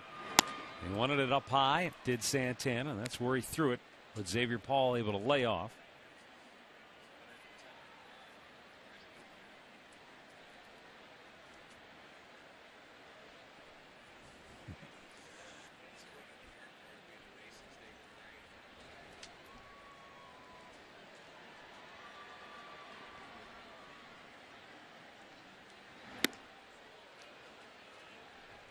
This is a situation where the Pirates have done a much better job of on the road as opposed to at home, which is why they've played so well on the road. They're hitting .267 with runners in scoring position on the road, only .220 at home. So you jump it up by 47 points, and you're going to score more runs. Oh, absolutely. 2-2. Line to right field, another base hit coming around third base. Cedeno's going to try to score. Shoes throws cut off. Hanahan's got him dead to rights at second, and he's out. 2 down. That's a good cut right there by Jack Hanahan. He realized they weren't going to get the guy at home plate, and Chu hits his cutoff man, you get the trailer. He's going from first to second because he's trying to get the tying run in scoring position. It's done by design, and he does a nice job to cut it. A good throw to second base, and Cabrera, they get him at second, although they do get on the board and score the one run. There you go. Hit your cutoff man. He sees him going in front of him. You cut it. A good throw to second. You tag him out. Nicely done. So 2 down now. Andrew McCutchen 0 for 2 on the night. So as they have done all year long, the Pirates get that hit with a runner in scoring position on the road, and they get their first run. But you see, now Chu gets his 9th assist. But that's where your assists come from when you're an outfielder. Get your cutoff man. Get the ball in, play, you hit the cutoff man. If the guy wants to go to second base, you have a lead, you cut it, you get him out. Base is empty, go back to work.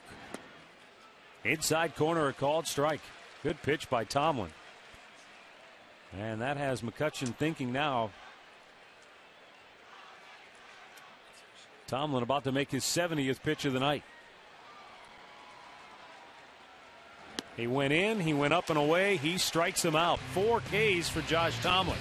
Pirates get on the board. Indians still lead at 2-1.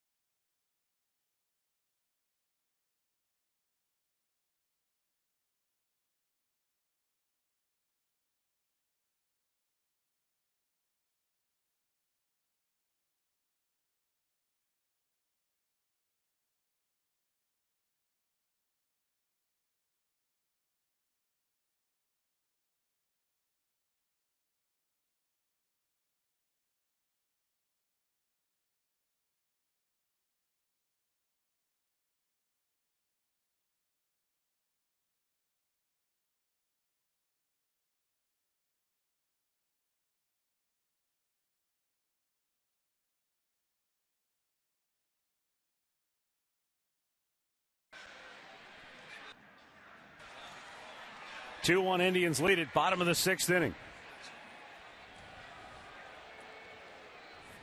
And for the Tribe, Michael Brantley is Drupal Cabrera and Travis Hafner. Kevin Correa misses down low for ball 1. Brantley 0 for 2 tonight.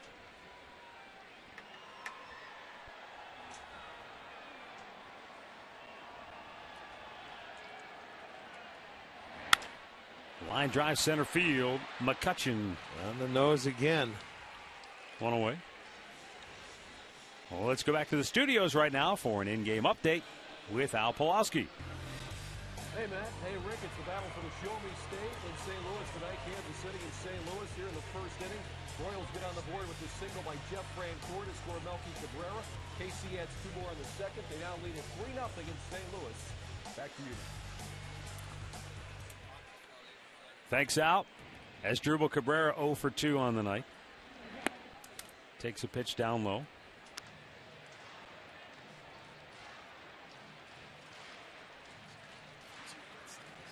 As Drupal flied to center in the first, deep center, and then flied to left to end the third. Here's a one-hop smash. It gets by Overbay. Down the line, Cabrera's going to turn and burn, and he's going to shoot for second. He'll go in sliding. And as you saw, Xavier Paul had trouble picking the ball up, but Cabrera never hesitated. He was going for 2 all the way. He wouldn't have been able to throw him out, because at first base, Overbay kills the ball, or at least deadens it. Looks like it went off his leather. by the time that Paul could come in and pick up the ball, Cabrera was going to slide into second base with his 18th double, no problem. Change up, and he turns on it. Now watch Overbay. You see that ball bounce off his glove, and he deadens it, or it might have got down into the corner. But Cabrera goes sliding in, no throw. Third hit for the Tribe, and their one-out double give them another opportunity to add to this 2-1 lead.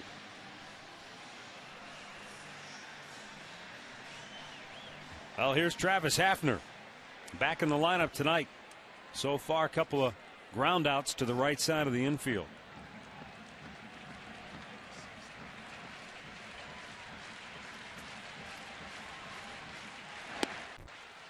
And it's down low for ball one. Now remember, Travis Hafner missed almost a month of baseball and had 2 rehab games. So you wonder how long it takes to get that timing back. You know what? It may take a little bit. As long as you're seeing the baseball, you don't try and do too much. I mean, he took some batting practice there. We were in New York, and I mean, he was in such a good offensive groove though when he went down. When you miss time, you're always going to play catch up because you're just not in game shape. But you know, he's got to play. You can't sit out. He's a big part of this lineup, and it's going to take him a little while to get back into it. But by the time he may get back into it, he's going to be pinch hitting anyway. Outside, 3-0. It still doesn't mess with your eye.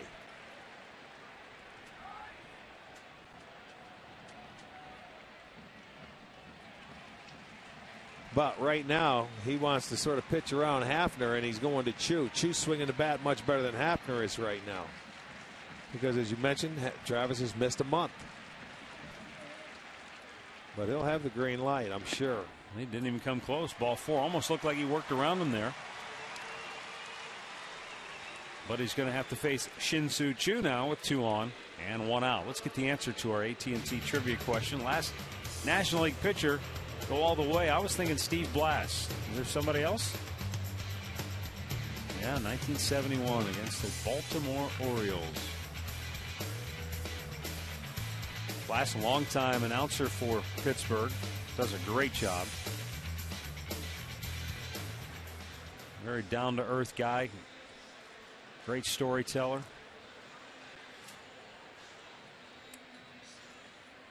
In 1971, when Blass threw that complete game victory in Game 7 of the World Series, he led the National League that year with 5 shutouts.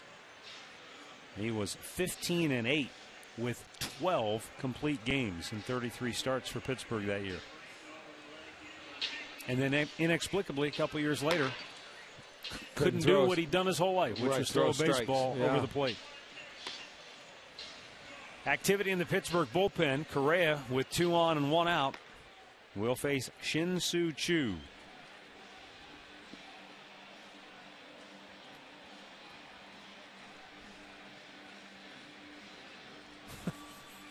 Are you serious with this? Tommy Bowe has just handed me a note, Rick. Matt Laporta left the game with a right lower leg injury. Well, thanks, Tom. We saw that. Okay. Swing and a miss for Shin-Soo Choo. Well, thanks for the information. It took you 4 innings to do that? Now, who gave this to you, Tommy? This your source? Is this your source? He's in deep somewhere. I'll tell you what. He's got sources. He's got connections that I don't even want to know. The 0-1 pitch outside, even the count. Oh, man. We might have to suspend Tommy for a game for this information. I mean, he actually took the time to write that down. Right lower leg injury. Well, I said ankle. So it's the lower leg. What's in your lower leg, son? Look, he's upset. Look, come on. Come on, let Pop see it. 1-1 pitch in the dirt. Gets away. Going to third is Cabrera, and got him. He's out. Oh, man. No. You know, he's done that a couple of times where he's read it well, and he's been able to get to second base. Now, it's a little shorter throw for the catcher to third base. He sees the ball going in, and he made the decision. And, you know, that's just a little shorter throw, and he's able to tag him out. So not what you wanted there in that situation. You got to be you got to be 100% sure to get over there. You're already in scoring position. 2 down and a runner at first, and that's Travis Hafner. Shin-Soo Choo looks at the ball inside.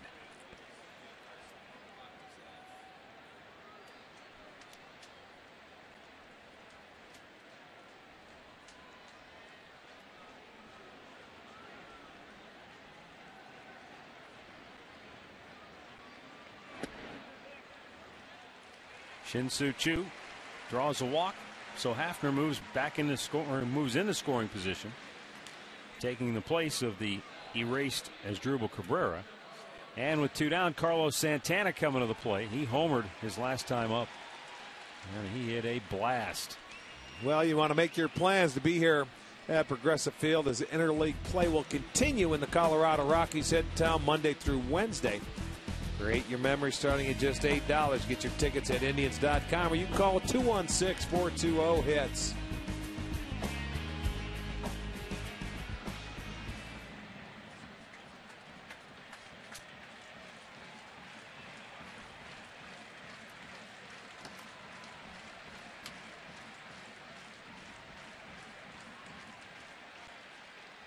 Santana fouls it off. 2 outs in that 4th inning, and Carlos Santana, oh yeah. Fastball right there, and he put a good swing on it. That made it 2-0. Home run number 8 for Carlos.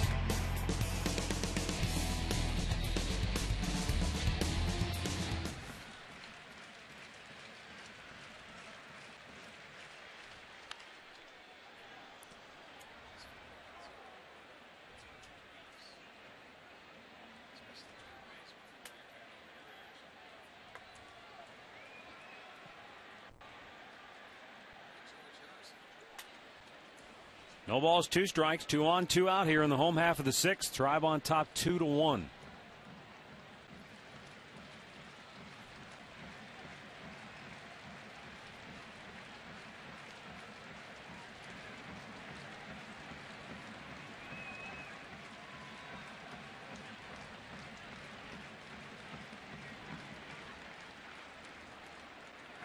Way up high. That's the second time we've seen McHenry come up out of his crouch and jump to grab a ball.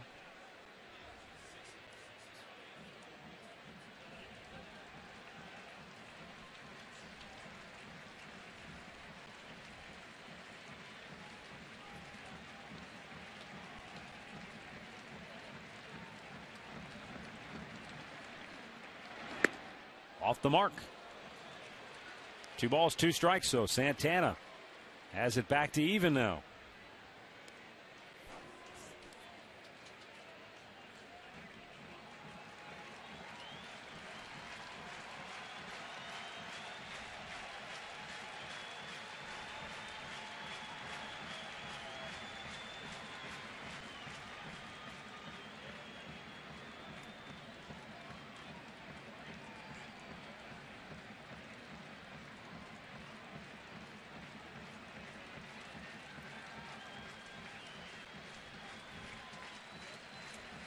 Now Santana steps away. A cat and mouse game here. As Correa and McHenry try to get on the same page, they're taking a lot of time. With that runner at second base, they want to be sure they've got the right signs called. And the 2-2. Carlos with a line drive base hit into right field. Hafner coming around third is going to get the stop sign. Paul's throw up the line, and Hafner scampers back to third.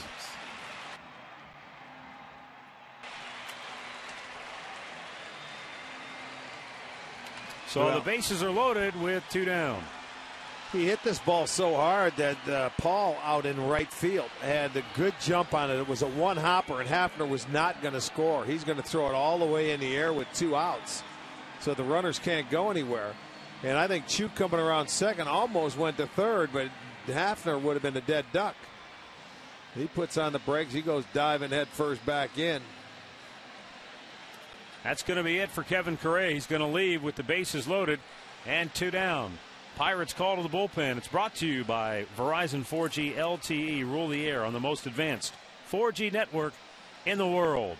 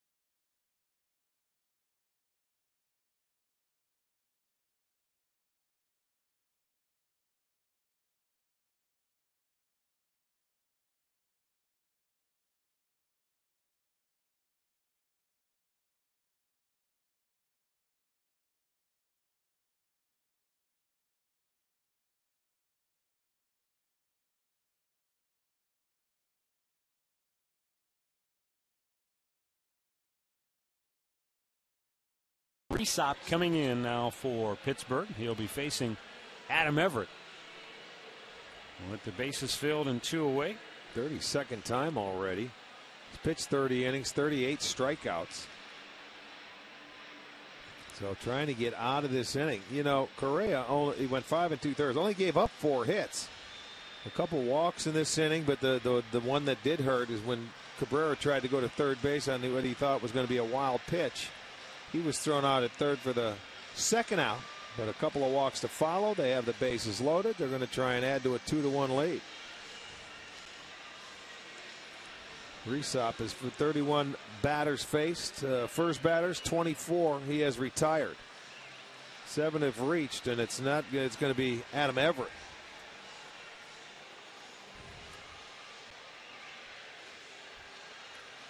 Everett struck out his only time up. Trying to deliver a hit that could break this game wide open.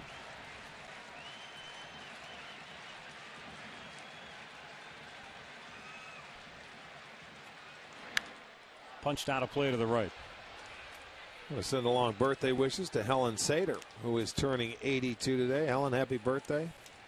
Also, happy birthday wishes to Mike Clark, who's celebrating his 24th birthday from Sagamore Hills. Mike Clark, not Mark Clark. I was going to say the Indians are The old floating general around tonight.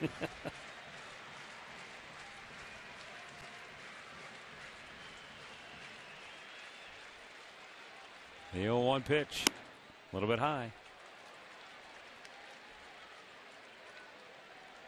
This is just the second at bat of the year for Adam Everett with the bases loaded.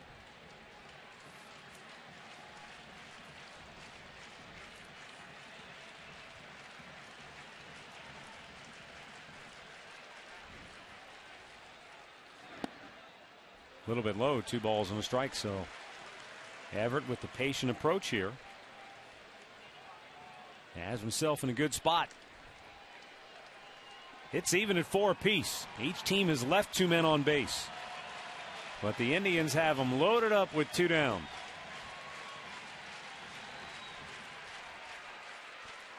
Resop with the 2-1 and a ground ball to short.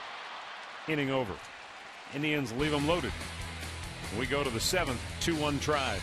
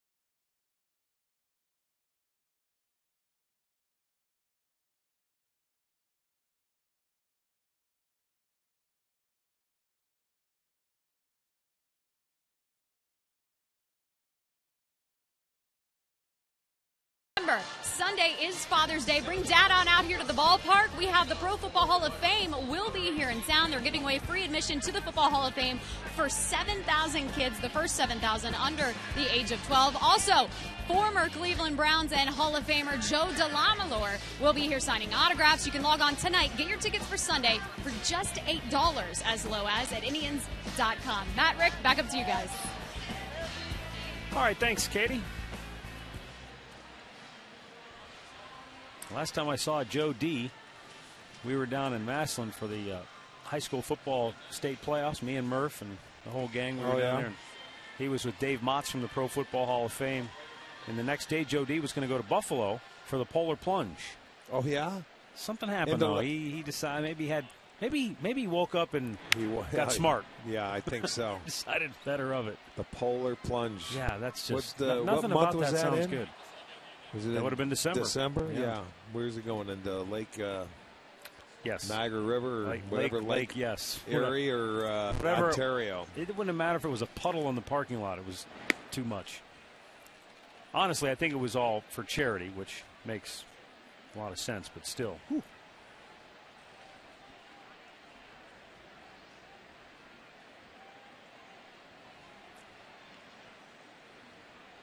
Neil Walker with a ground ball hit right at the second baseman Orlando Cabrera.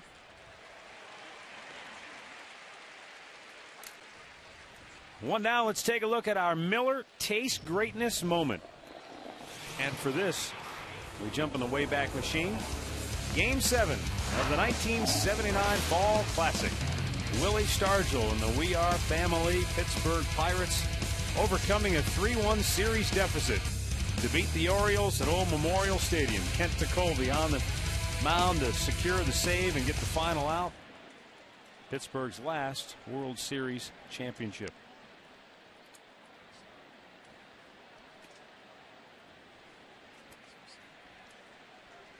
That team was loaded with good players, as they usually are when you win the World Series. But you think about Willie Stargell, Hall of Famer, Bert Blyleven, Hall of Famer. They had Phil Garner, who was a tremendous, scrappy middle infielder, Bill Madlock, who was an outstanding hitter. And that Orioles team that they played against was loaded, too. Base hit into right field for Garrett Jones, his second hit of the night. Let's go back to the studios one more time for an in-game update with Al Pawlowski. All right, Matt, the big story in Minneapolis tonight, Joe Mauer is back for the Twins. He had an RBI single in the first, but here Danny Valencia had a 3-run homer in the first, his 6th of the year. Minnesota put up 5 in the first inning. They lead the Padres now 5-0. They're in the third at Target Field. Back to you, Matt. Boy, Minnesota trying for their 5th straight win, trying to get to within 10 games of the 500 mark. And a game behind Kansas City going into tonight.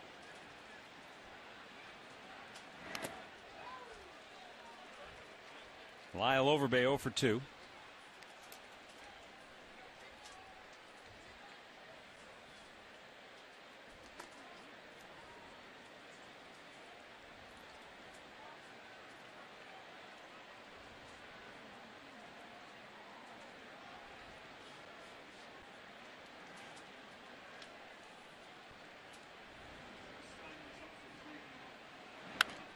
Out of play.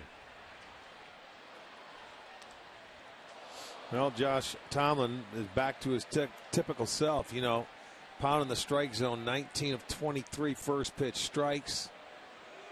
Make that 20 out of 24. Forgot to add when you got Pastano and Perez warming up, and they were quality strikes. Even if these guys wanted to, you know, swing at the first pitch, he's given up just 5 hits. Only 1 extra base hit. That was the leadoff double back in the 6th inning.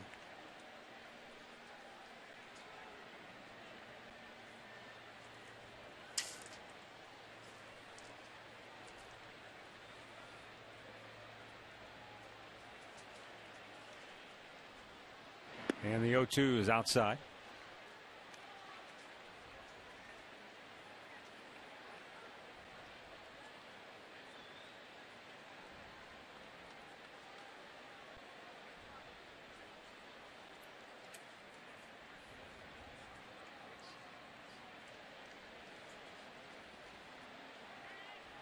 Time called as Overbay steps away.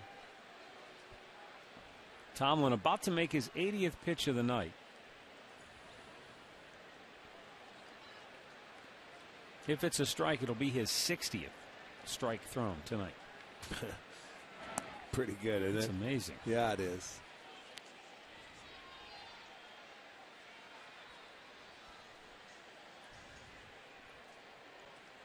It has served him well. It's been an approach that has worked. He has a 2-1 lead. Activity in that Tribe bullpen. Foul into the dugout of the Pirates, and I mean that sent them scattering because it was just over the top of the railing. How do you pull a ball that far? That was right over Hurdle's head, wasn't it? Yeah, they went scattering. I mean, how the heck do you pull a ball that far? Whew.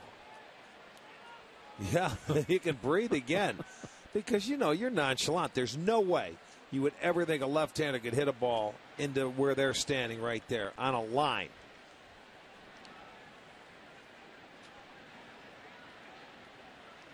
Swung on and missed. He struck him out.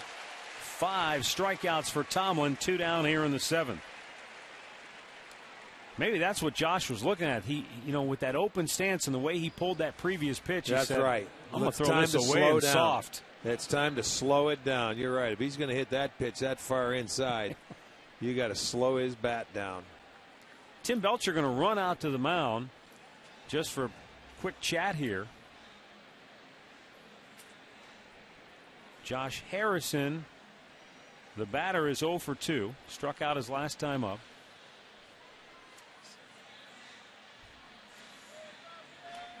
Whatever he had to say, he said quickly, and he's heading back. No, he just wanted to go over the situation here. You know, you got the right-handers up. Then you got Pistano in the bullpen ready to roll.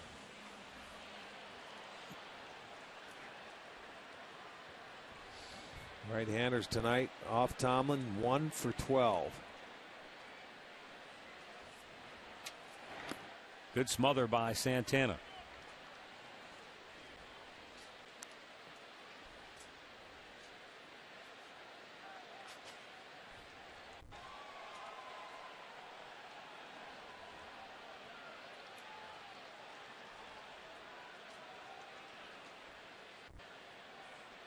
Swung on and missed. 1-1 to count.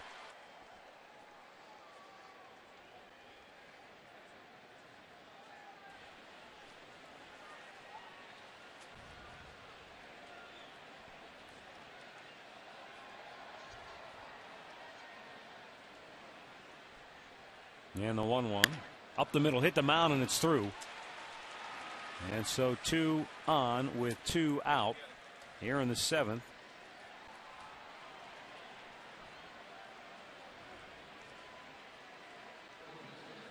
And that's going to be it. Josh Tomlin gives up his second hit here in the inning, and Manny Acta is going to make the move to the bullpen. Tomlin has pitched a heck of a ball game. 85 pitches, 63 of those have been strikes. And he's going to go to the right-hander, Vinny Pistano, who has been absolutely locked in here of late. Let's see Pistano sprint in from the bullpen as we go to the break.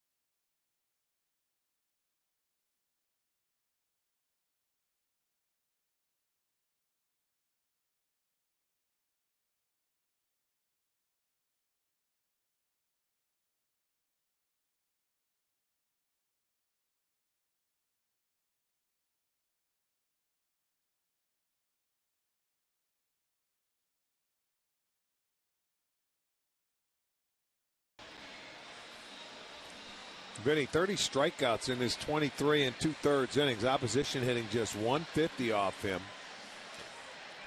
Making his 27th appearance, trying to help his partner Josh Tomlin get out of this inning. A couple of singles in the inning, a 1-out single and a 2-out single. But he was back to his old self tonight. Just 6 hits. Did not walk anybody, had 5 punch-outs, only gave up 1 extra base hit. It was a double out of his 6 base hits. So we'll see if Pastano can get him out of this, and he'll be in line for a win.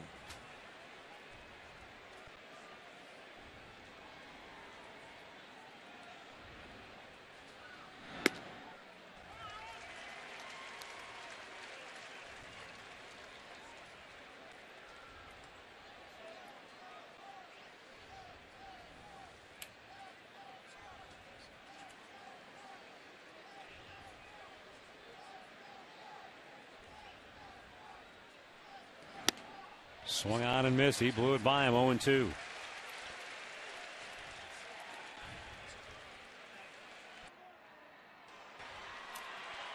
Manny Pastano trying to make quick work of Pirates hitter Michael McHenry. Garrett Jones at second, the tying run. Josh Harrison, go ahead run at first base. And the 0-2 pitch is up high and away.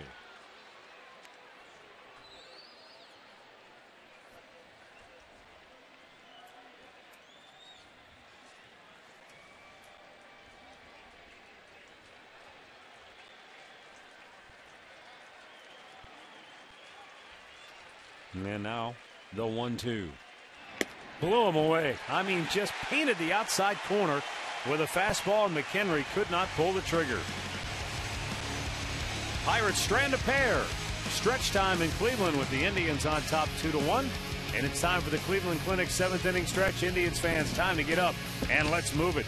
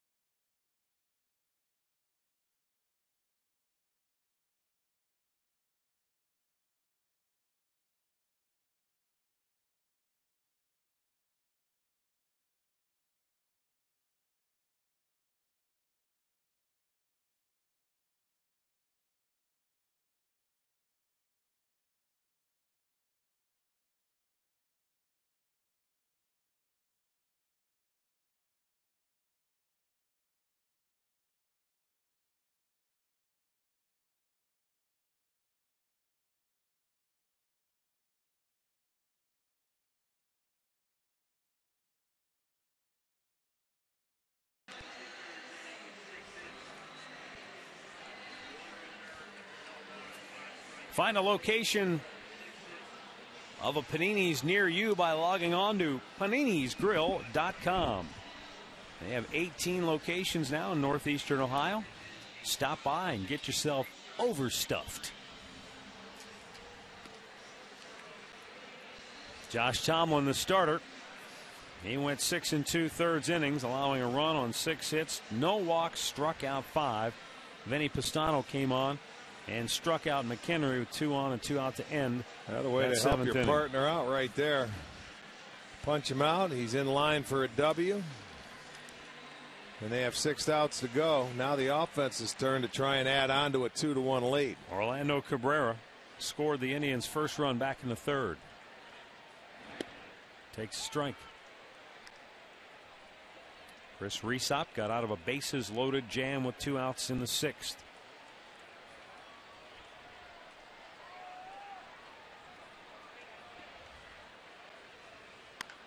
Bouncer to third, right into the glove of Harrison. 1 away. Visit your local Lowe's to cast your Major League Baseball All-Star ballot and enter to win a trip to the All-Star Game, compliments of Scott's.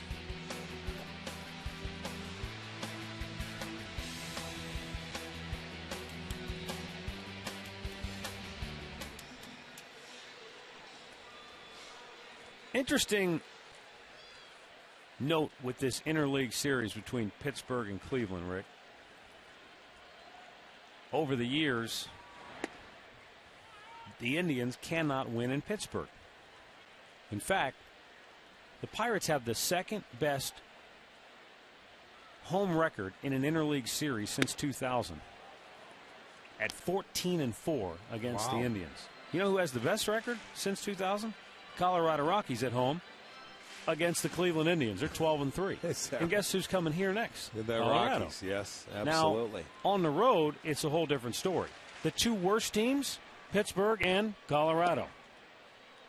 Odd. Isn't that bizarre?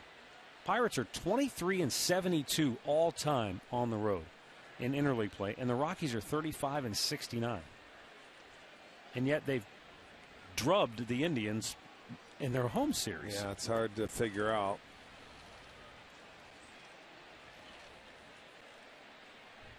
Jack Hanahan, a base hit in that 3rd inning.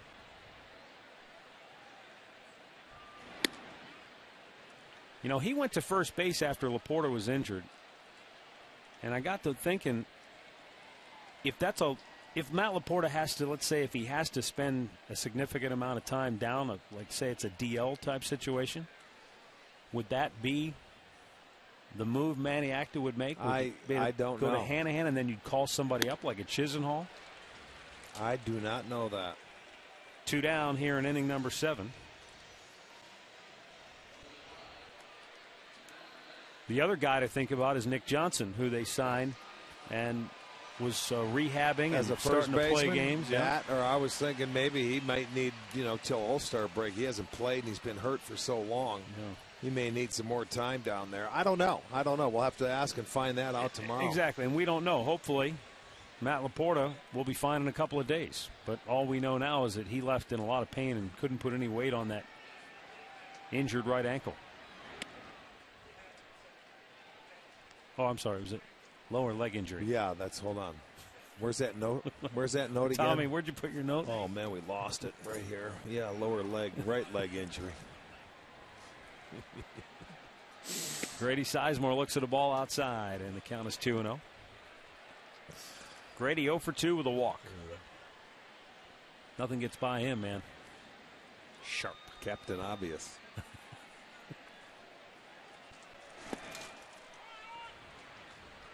Two balls and a strike. There they go with the switch again after the 1 strike in the at-bat.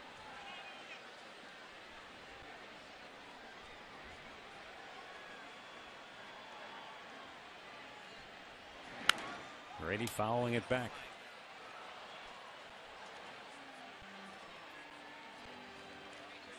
Wow, we just found out that Lonnie Chisenhall suffered a concussion for AAA Columbus, and he's been put on the DL at AAA. Well, that's unfortunate. Well, then there you go. Then struck him out looking. Inning over, 7 complete. It remains Cleveland 2, Pittsburgh 1.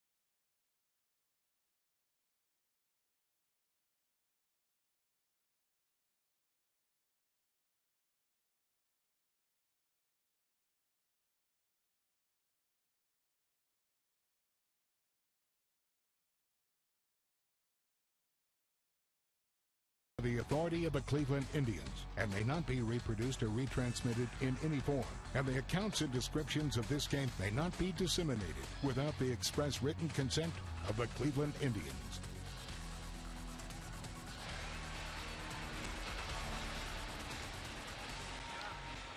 All right, we go now to the 8th inning at Progressive Field. Tribe on top 2-1. Vinny Pistano got the last out of the 7th. He'll stay on to start the 8th with right-handed hitting Ronnie Cedeno, right-handed hitting Jose Tabata, and then left-handed hitting Xavier Paul. We could see a move then as Tony Sipp is now up in that Tribe pen. Right. Well, that's how we did it. Where were we? Was it New York or Detroit where he came on, got one out in the 8th, and went to it might have been Detroit.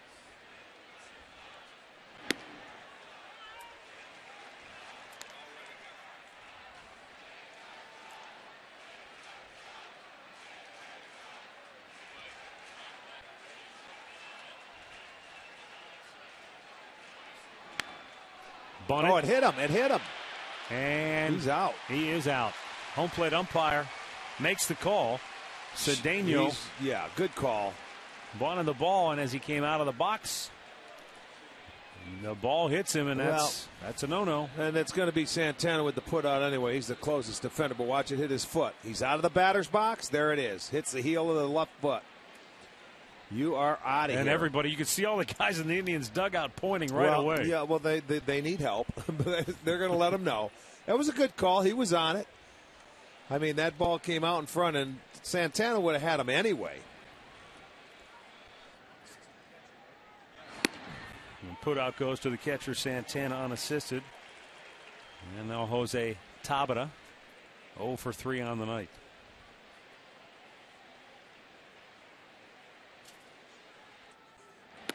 Good slider outside corner. I mean, just perfect location there. 0-2.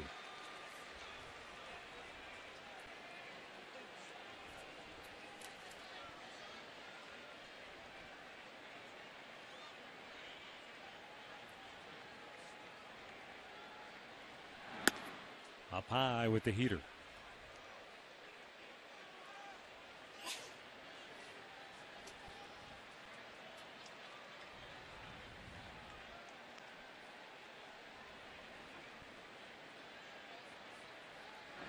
Swung on and missed. The express right to the glove of Carlos Santana, and Tabata goes down swinging. 2 down, second strikeout for Vinny Pistano. Boy, it was. He threw a fastball with the 0-2 count just a little farther away. Then he brings it in a little bit, reels it in, and gets himself his second strikeout, second out here in the 8th inning.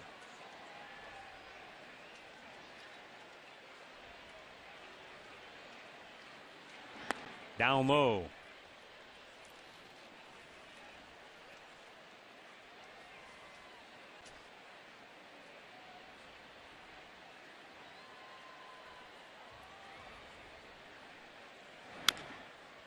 Goes foul. 1 ball, 1 strike.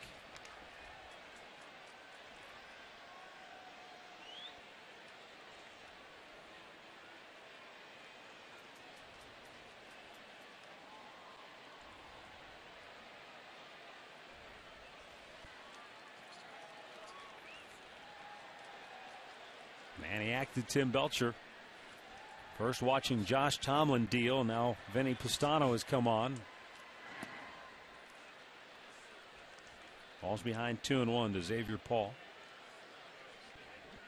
Right-handed hitting Andrew McCutchen waits on deck.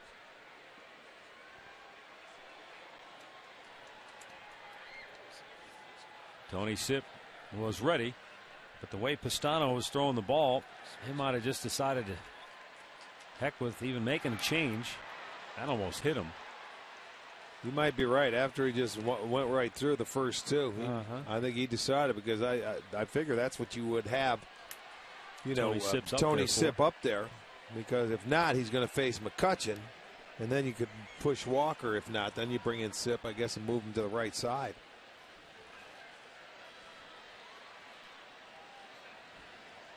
The 3-1. Painted the outside corner. Full count.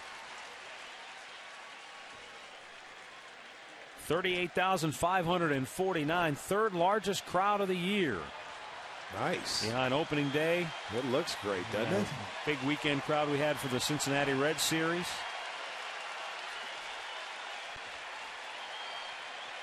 Two down, 3-2 pitch. Back out of play.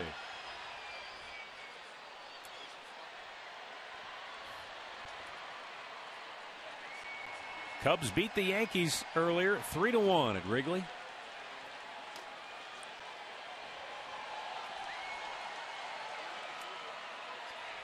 Minnesota beating San Diego 5-1. Kansas City trailing St. Louis 4-3. 3-2 pitch. Broken bat down on the right side into the seats.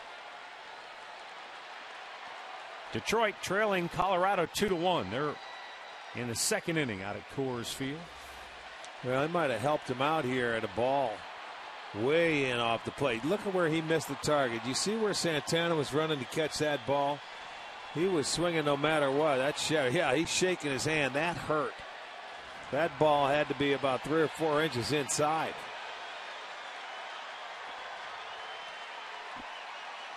So he will get a new piece of lumber.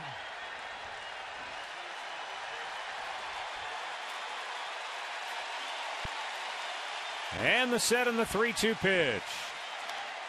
Back out of play.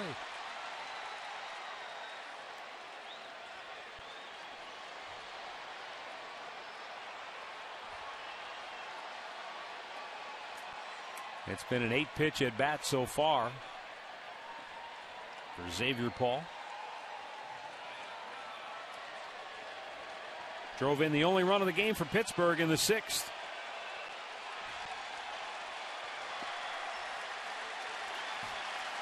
And again, the 3-2. Round to the first. Hanahan will take it himself.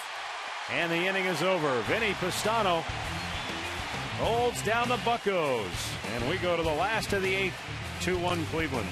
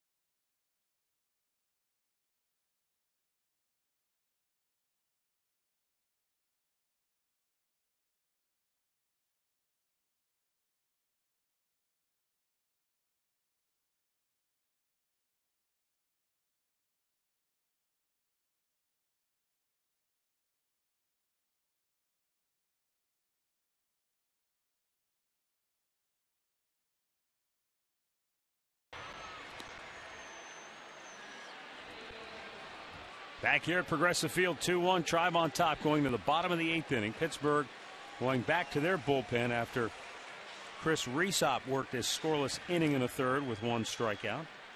And Daniel Moscas coming on now for the Bucks. You know, left-hander coming on. He's going to be facing Brantley, the left-hander, Cabrera, the switch, and Hafner.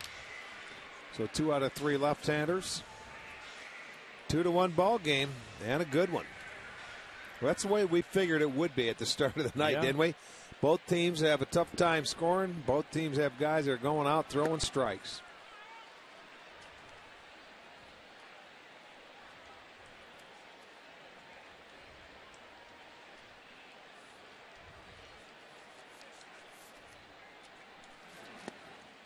Brantley looks at a ball just off the plate.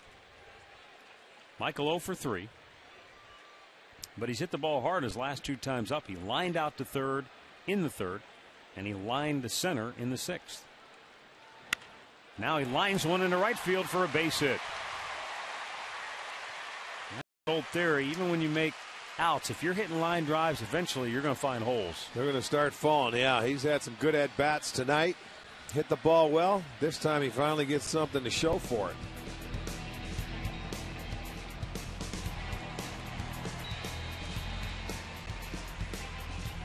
Our in-game box score brought to you by Hyundai. Your Northern Ohio Hyundai dealers introducing the Hyundai Assurance Trade-in Value Guarantee. As Drupal Cabrera 1 for 3, he doubled in the 6th.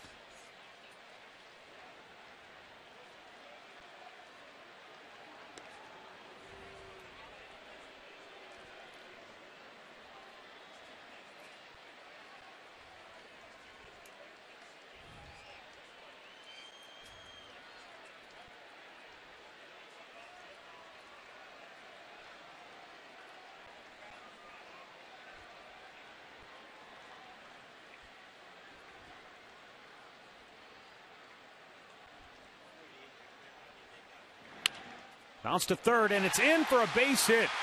Brantley will stop at second.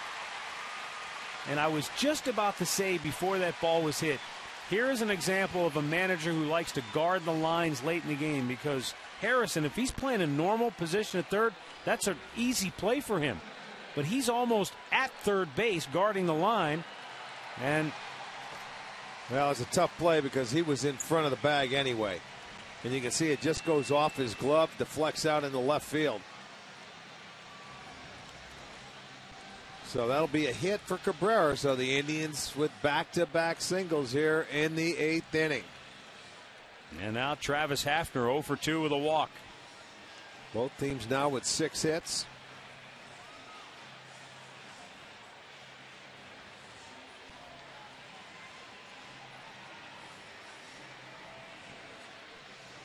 Pronk grounded out to second base on the first pitch he saw since coming off the DL in the 2nd inning.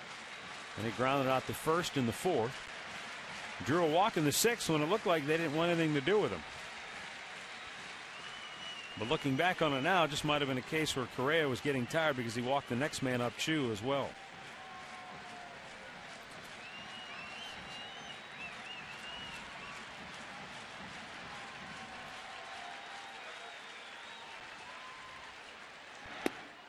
Hafner a swing and a miss.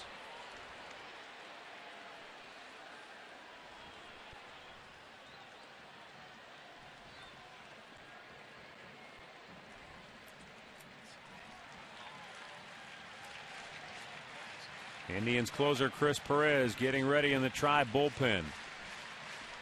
Indians trying to give him an insurance run or two.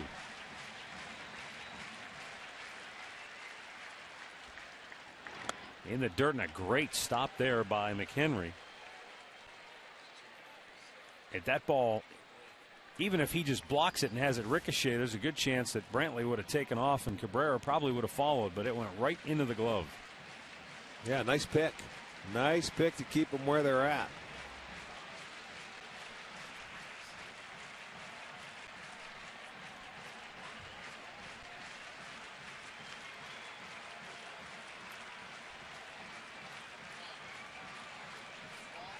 Daniel Moscas, the left-hander, ready. And a turn, nothing doing at second.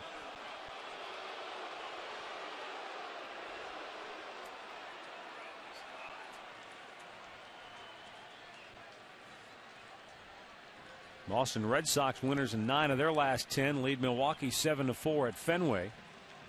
They lead the Yankees now by 2 games in the East. Chance to pick up another half game if they can finish that game off after the Yankees lost earlier today. Now the 1-1. He almost chased after it, but he did not go. And the count is 2-1. Well, almost looked like something was on, because at first base I saw Cabrera take off. He stopped. He took off. He stopped. Pronk checks his swing. They wanted to check. They get it. Did not go.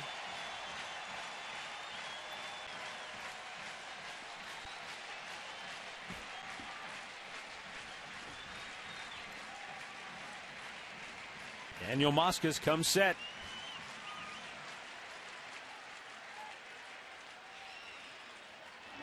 Hafner with a high fly ball, deep right field. Paul is back. He leaps up and it is off the top of the fence. It stays in play. Brantley coming around third. Cabrera's right on his tail. And then Cabrera puts on the brakes, goes back to third. Brantley scores easily. Indians lead it 3-1. Hafner with an RBI double that just missed being a 3-run homer.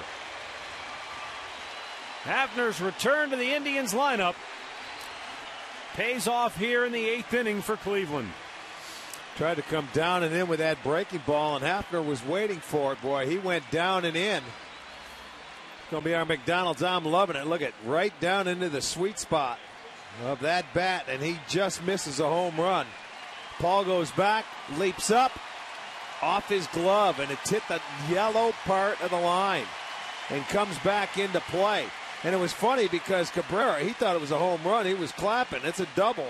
Cabrera was right on the heels of Brantley, but Steve Smith had to stop him at third base because he would have been out at home. And now they're arguing about that call, but it was the right call. It hit the yellow line and came back. I mean, they're going to ask the other umpires, and Matty wants it checked because he wants it for a 3-run homer. But I think they got it right. Yeah, it looked like it did not clear that yellow line. It hit right on it. It hit the yellow line, and it got his glove, and it came back. And all Manny wants is just go check it because I think my guy hit a 3-run homer. How about that? They pinch run for him. He's going to have to come back out to second base.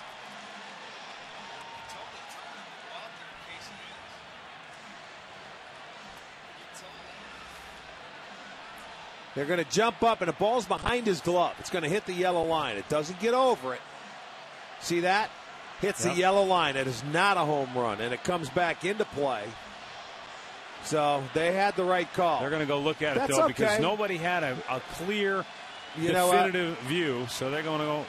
They want to make sure, and that's why the rule's in effect. Absolutely right. 3 of them will go in there. They will look, but they got the call correct.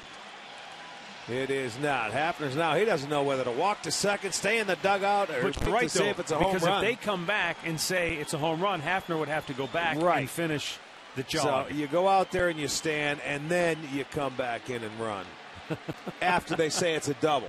So this is all for naught. He's standing out there in case it is the home run, but we witnessed it is not. It hit the yellow line and came back into play.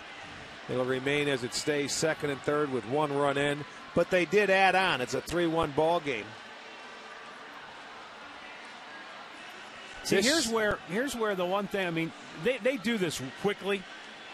The umpires are able to get down. They get into the video room right behind where their locker room is. And they make the decisions rather quickly. But if they had an official score who also decided replays, part of the officiating crew, they wouldn't have to leave the field. Yeah, they'd go right down there behind home plate, pick up the horn. He would say, nope, not a home run. Boom. And you'd be right back playing already. No question. But this is the best that we have for now, and so far it seems to be working if because baseball we've wants seen it. to improve technology, that's what they have to do. They have to add one more official, umpire, whatever you want to call it, have them up here with a replay monitor in the booth. They have their cameras, and it would take no time whatsoever. They would already have decided this. This shouldn't take long because we saw it was not a home run. I don't know what, they don't get the exact same cameras we have. They have their own set of cameras, but that was not a home run.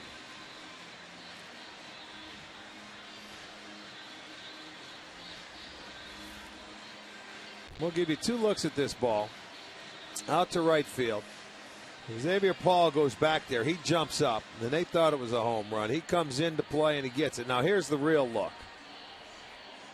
He goes up.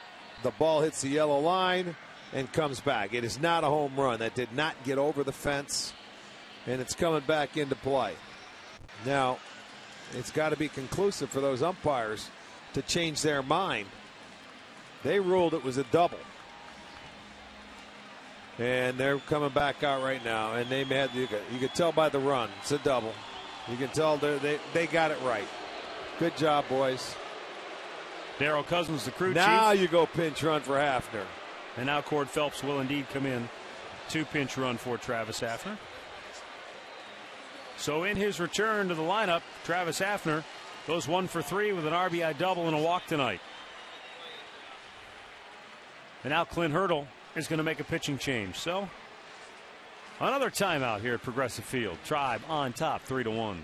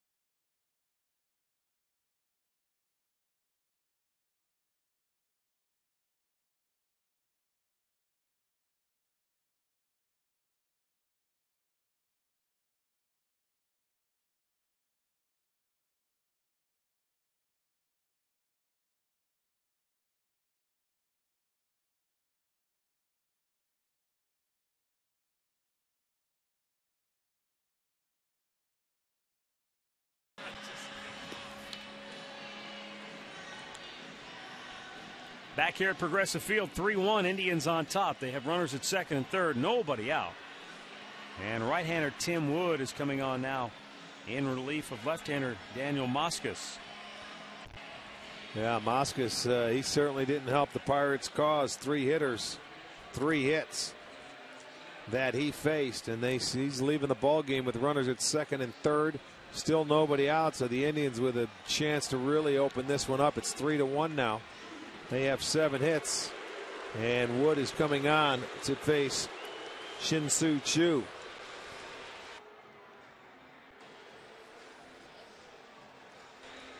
Shin-Soo Choo 0 for 2 with a walk.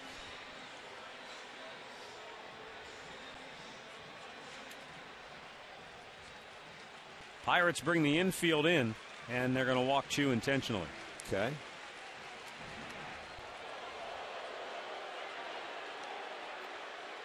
So that will load the bases with nobody out.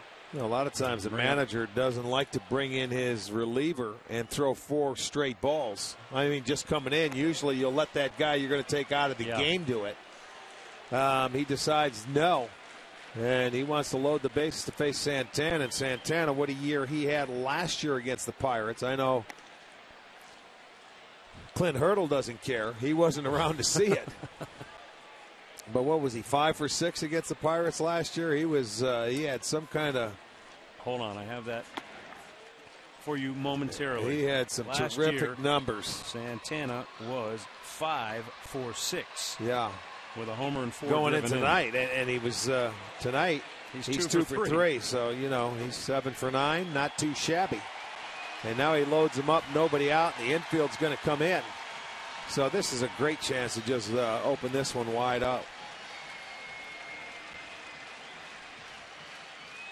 Outfield for Pittsburgh, deep, pretty much straight up. McCutchen, the center fielder, shading Santana just a little bit toward right, but for the most part, they are straight away and deep. Infield drawn in, cut of the grass around the horn.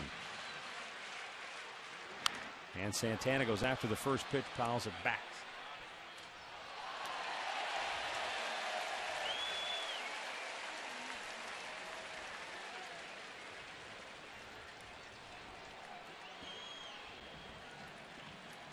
Indians trying to break it open here in the 8th inning.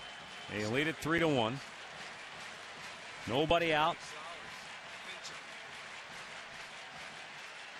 That's up high.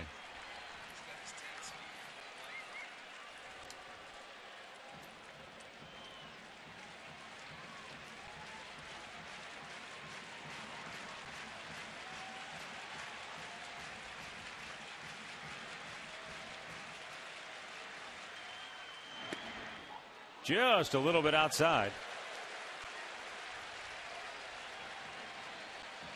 Now the count tips in Santana's favor. Well, that's a big pitch, too, when you see that little two-seamer running away. That 1-1 pitch has a lot to do with it. The pitcher gets it. Now he can make the hitter expand. But he comes back. Carlos right there got a little pull happy.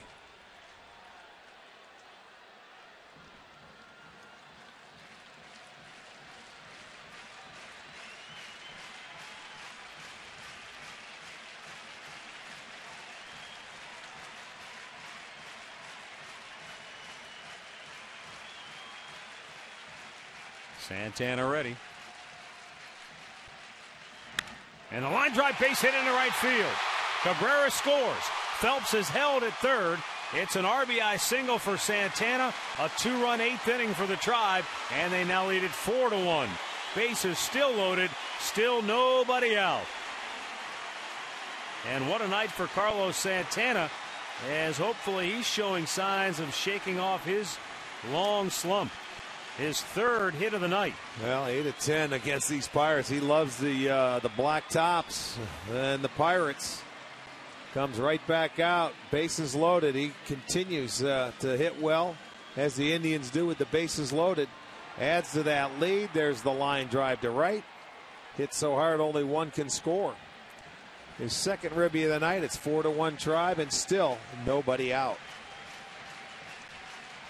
Now Adam Everett fouled it back. Everett bounced out the short to end the 6th inning with the bases loaded. McHenry, the catcher, going to go out.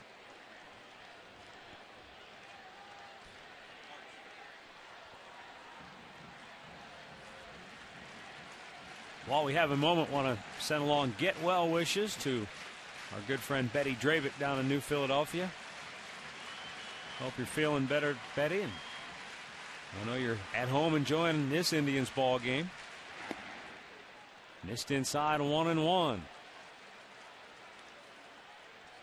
Also, get well wishes going out to our good buddy Joe Pete out in Ashtabula. Tribe leads at 4-1 and looking for more. With the bases loaded and nobody out. 5th at bat today with the bases loaded. Swung out and missed.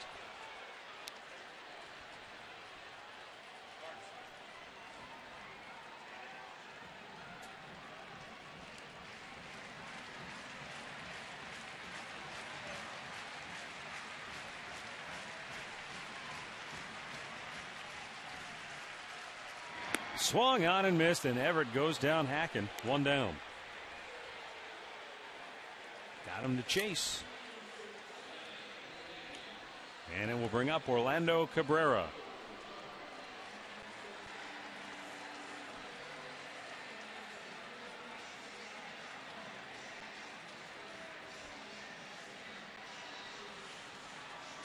Orlando 0 for 3 tonight, but he came around to score the Indians' first run of the game in the 3rd inning on a balk with the bases loaded. And he fouls that at the plate.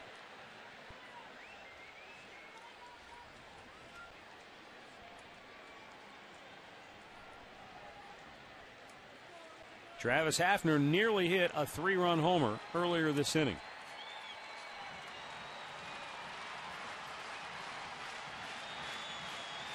He's now at third in the form of pinch runner Cord Phelps.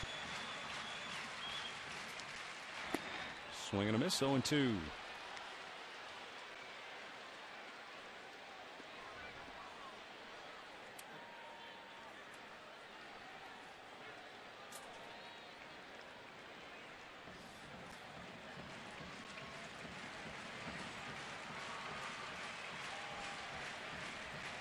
Tim Wood delivers the 0-2, and Cabrera lines it to left field. Tabata makes the catch. Tagging, coming home is Phelps, and the throw is not in time. Indians score their third run of the inning, and they now lead it 5-1. So they've just sort of pieced this thing together, doing some of the little things that have been missing of late. You know, this is one of those innings Manny Act has been talking about, as far as he and John Nunnally preaching to the hitters, don't try to do it all yourself in one swing. Well, you're sending this the 8th man coming to the plate. Started with 3 hits. They have 4 hits in the inning, and it's one of those innings where you can get 3. I mean, in a game where you're playing a team that doesn't score a lot, you put a 3-run inning on the board, you're in good shape. They've been giving up the 3-run innings is what's been happening. They haven't been able to score them. By the way, Chris Perez has now stopped throwing in the bullpen, and left-hander Tony Sipp is up. Not a save situation anymore.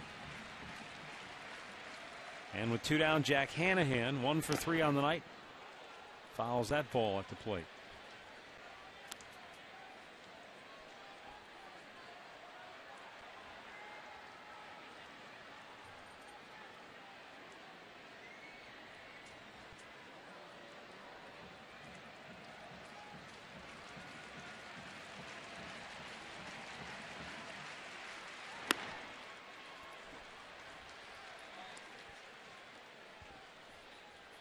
Hanahan singled to right field in the 3rd. And right after that, he went to first base and has played there defensively, and he's done very well the rest of this ball game. 1-1 pitch. Bounced foul.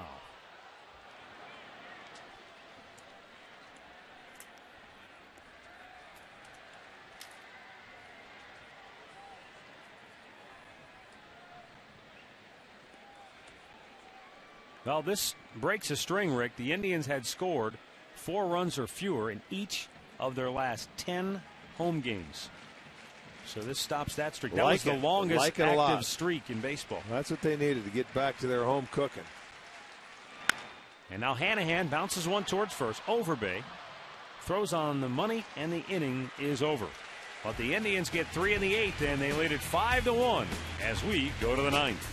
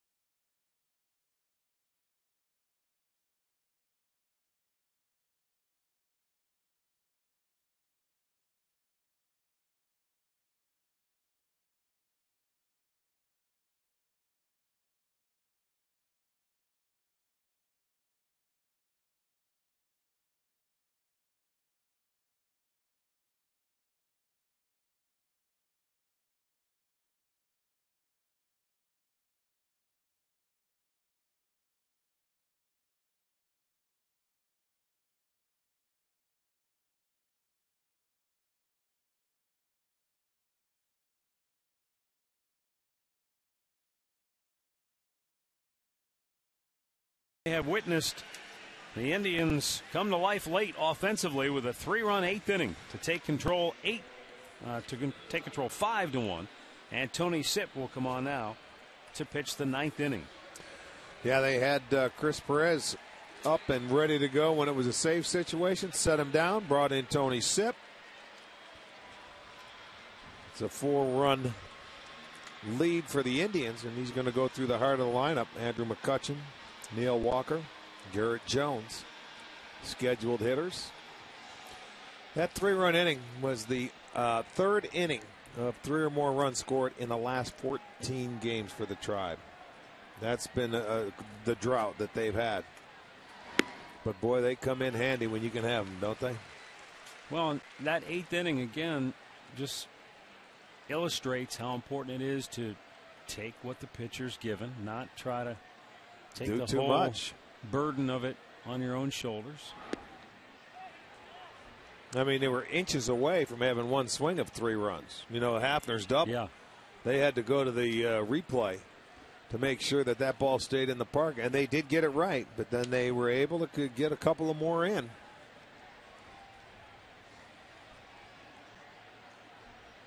McCutchen with a drive deep left center. This one is headed to the wall, and Grady Sizemore runs it down. Sizemore with a tremendous job to close on that baseball. Full speed ahead as he closed in on the wall and made the catch.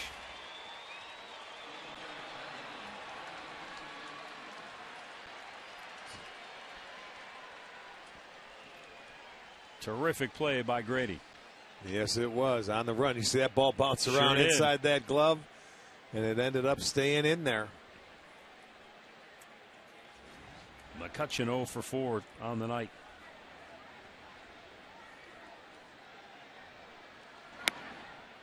Neil Walker with a base hit back in the 2nd inning.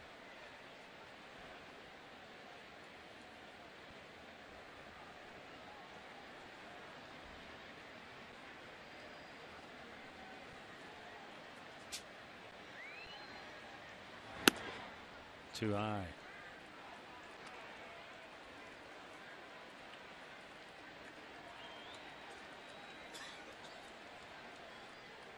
After the ball game, the Conrad's Tire Express and Total Car Care postgame show right here on STO. Conrad's, home of the lowest everyday tire price guarantee. 2 balls and a strike. Colorado has jumped on Detroit. Rockies now lead the Tigers 9-1 out in Colorado. Well, you're hoping that that stat holds true throughout the remainder of this week, where they play well at home because that's where they have Detroit, and they play terrible on the road. That's where they come here when they're done. The Colorado, and Pittsburgh. Right. I mean, that number you just told me, we got Pittsburgh here. They haven't played well here, nor has Colorado. 3-1 pitch, right back to the screen. Full count. As the old saying goes, you got them right where we want them.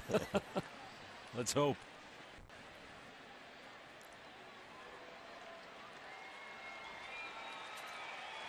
White Sox and D-backs are underway out in Arizona. They are scoreless in the 1st inning, and of course, the Indians will be headed to Arizona on their next road trip. That will feature 3 interleague cities. Ball 4. Tony Sipp walks Neil Walker with 1 out here in the 9th.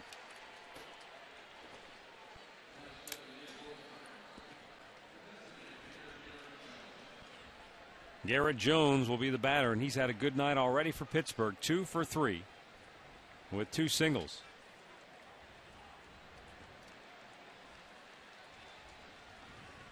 One of the biggest guys on the field at 6'4", almost 250 pounds.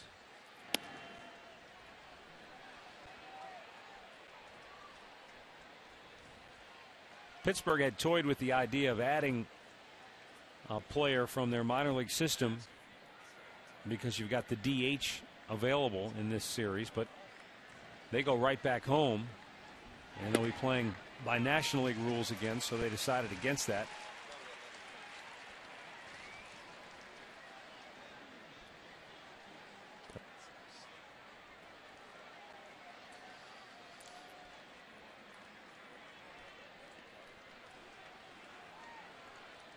The 1-1. Jones a swing and a miss. Good off-speed pitch that time from Tony Sipp. And he's ahead of Garrett Jones now, 1-2.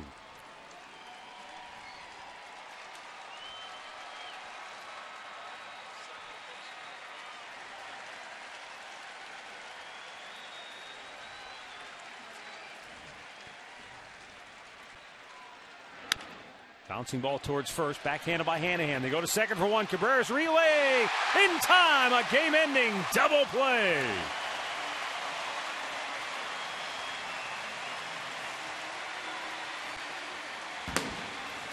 The Indians win it by a final score tonight of 5-1. Winning pitcher is Josh Tomlin. He goes to 8-4 on the season. The loser is Kevin Correa. He drops to 8-6. With the win, the Indians are 37-31. And if Detroit falls to Colorado, they're losing 9-1. The Indians move back into a first-place tie in the division. Pittsburgh, with the loss, drops to 35-34 on the year. Time now for our play of the game, brought to you by Key Bank. Thanks for making Key Bank the #1 bank in Northeast Ohio. Well, let's go back. Fourth inning, Carlos Santana. That was the first home run for the Tribe in a week. And he hit the last one last Friday in New York. That was one that gave him a 2-0 lead. So Carlos Santana, that's nice to have him back. That's going to be our Key Bank key play of the game. Well, this big crowd of just over 38,000 witnessing the Indians winning game 1 of a series for the first time in their last 6 series. They win it 5-1. We're back with the Conrad's Tire Express and Total Car Care post-game show. We'll talk to Prong next.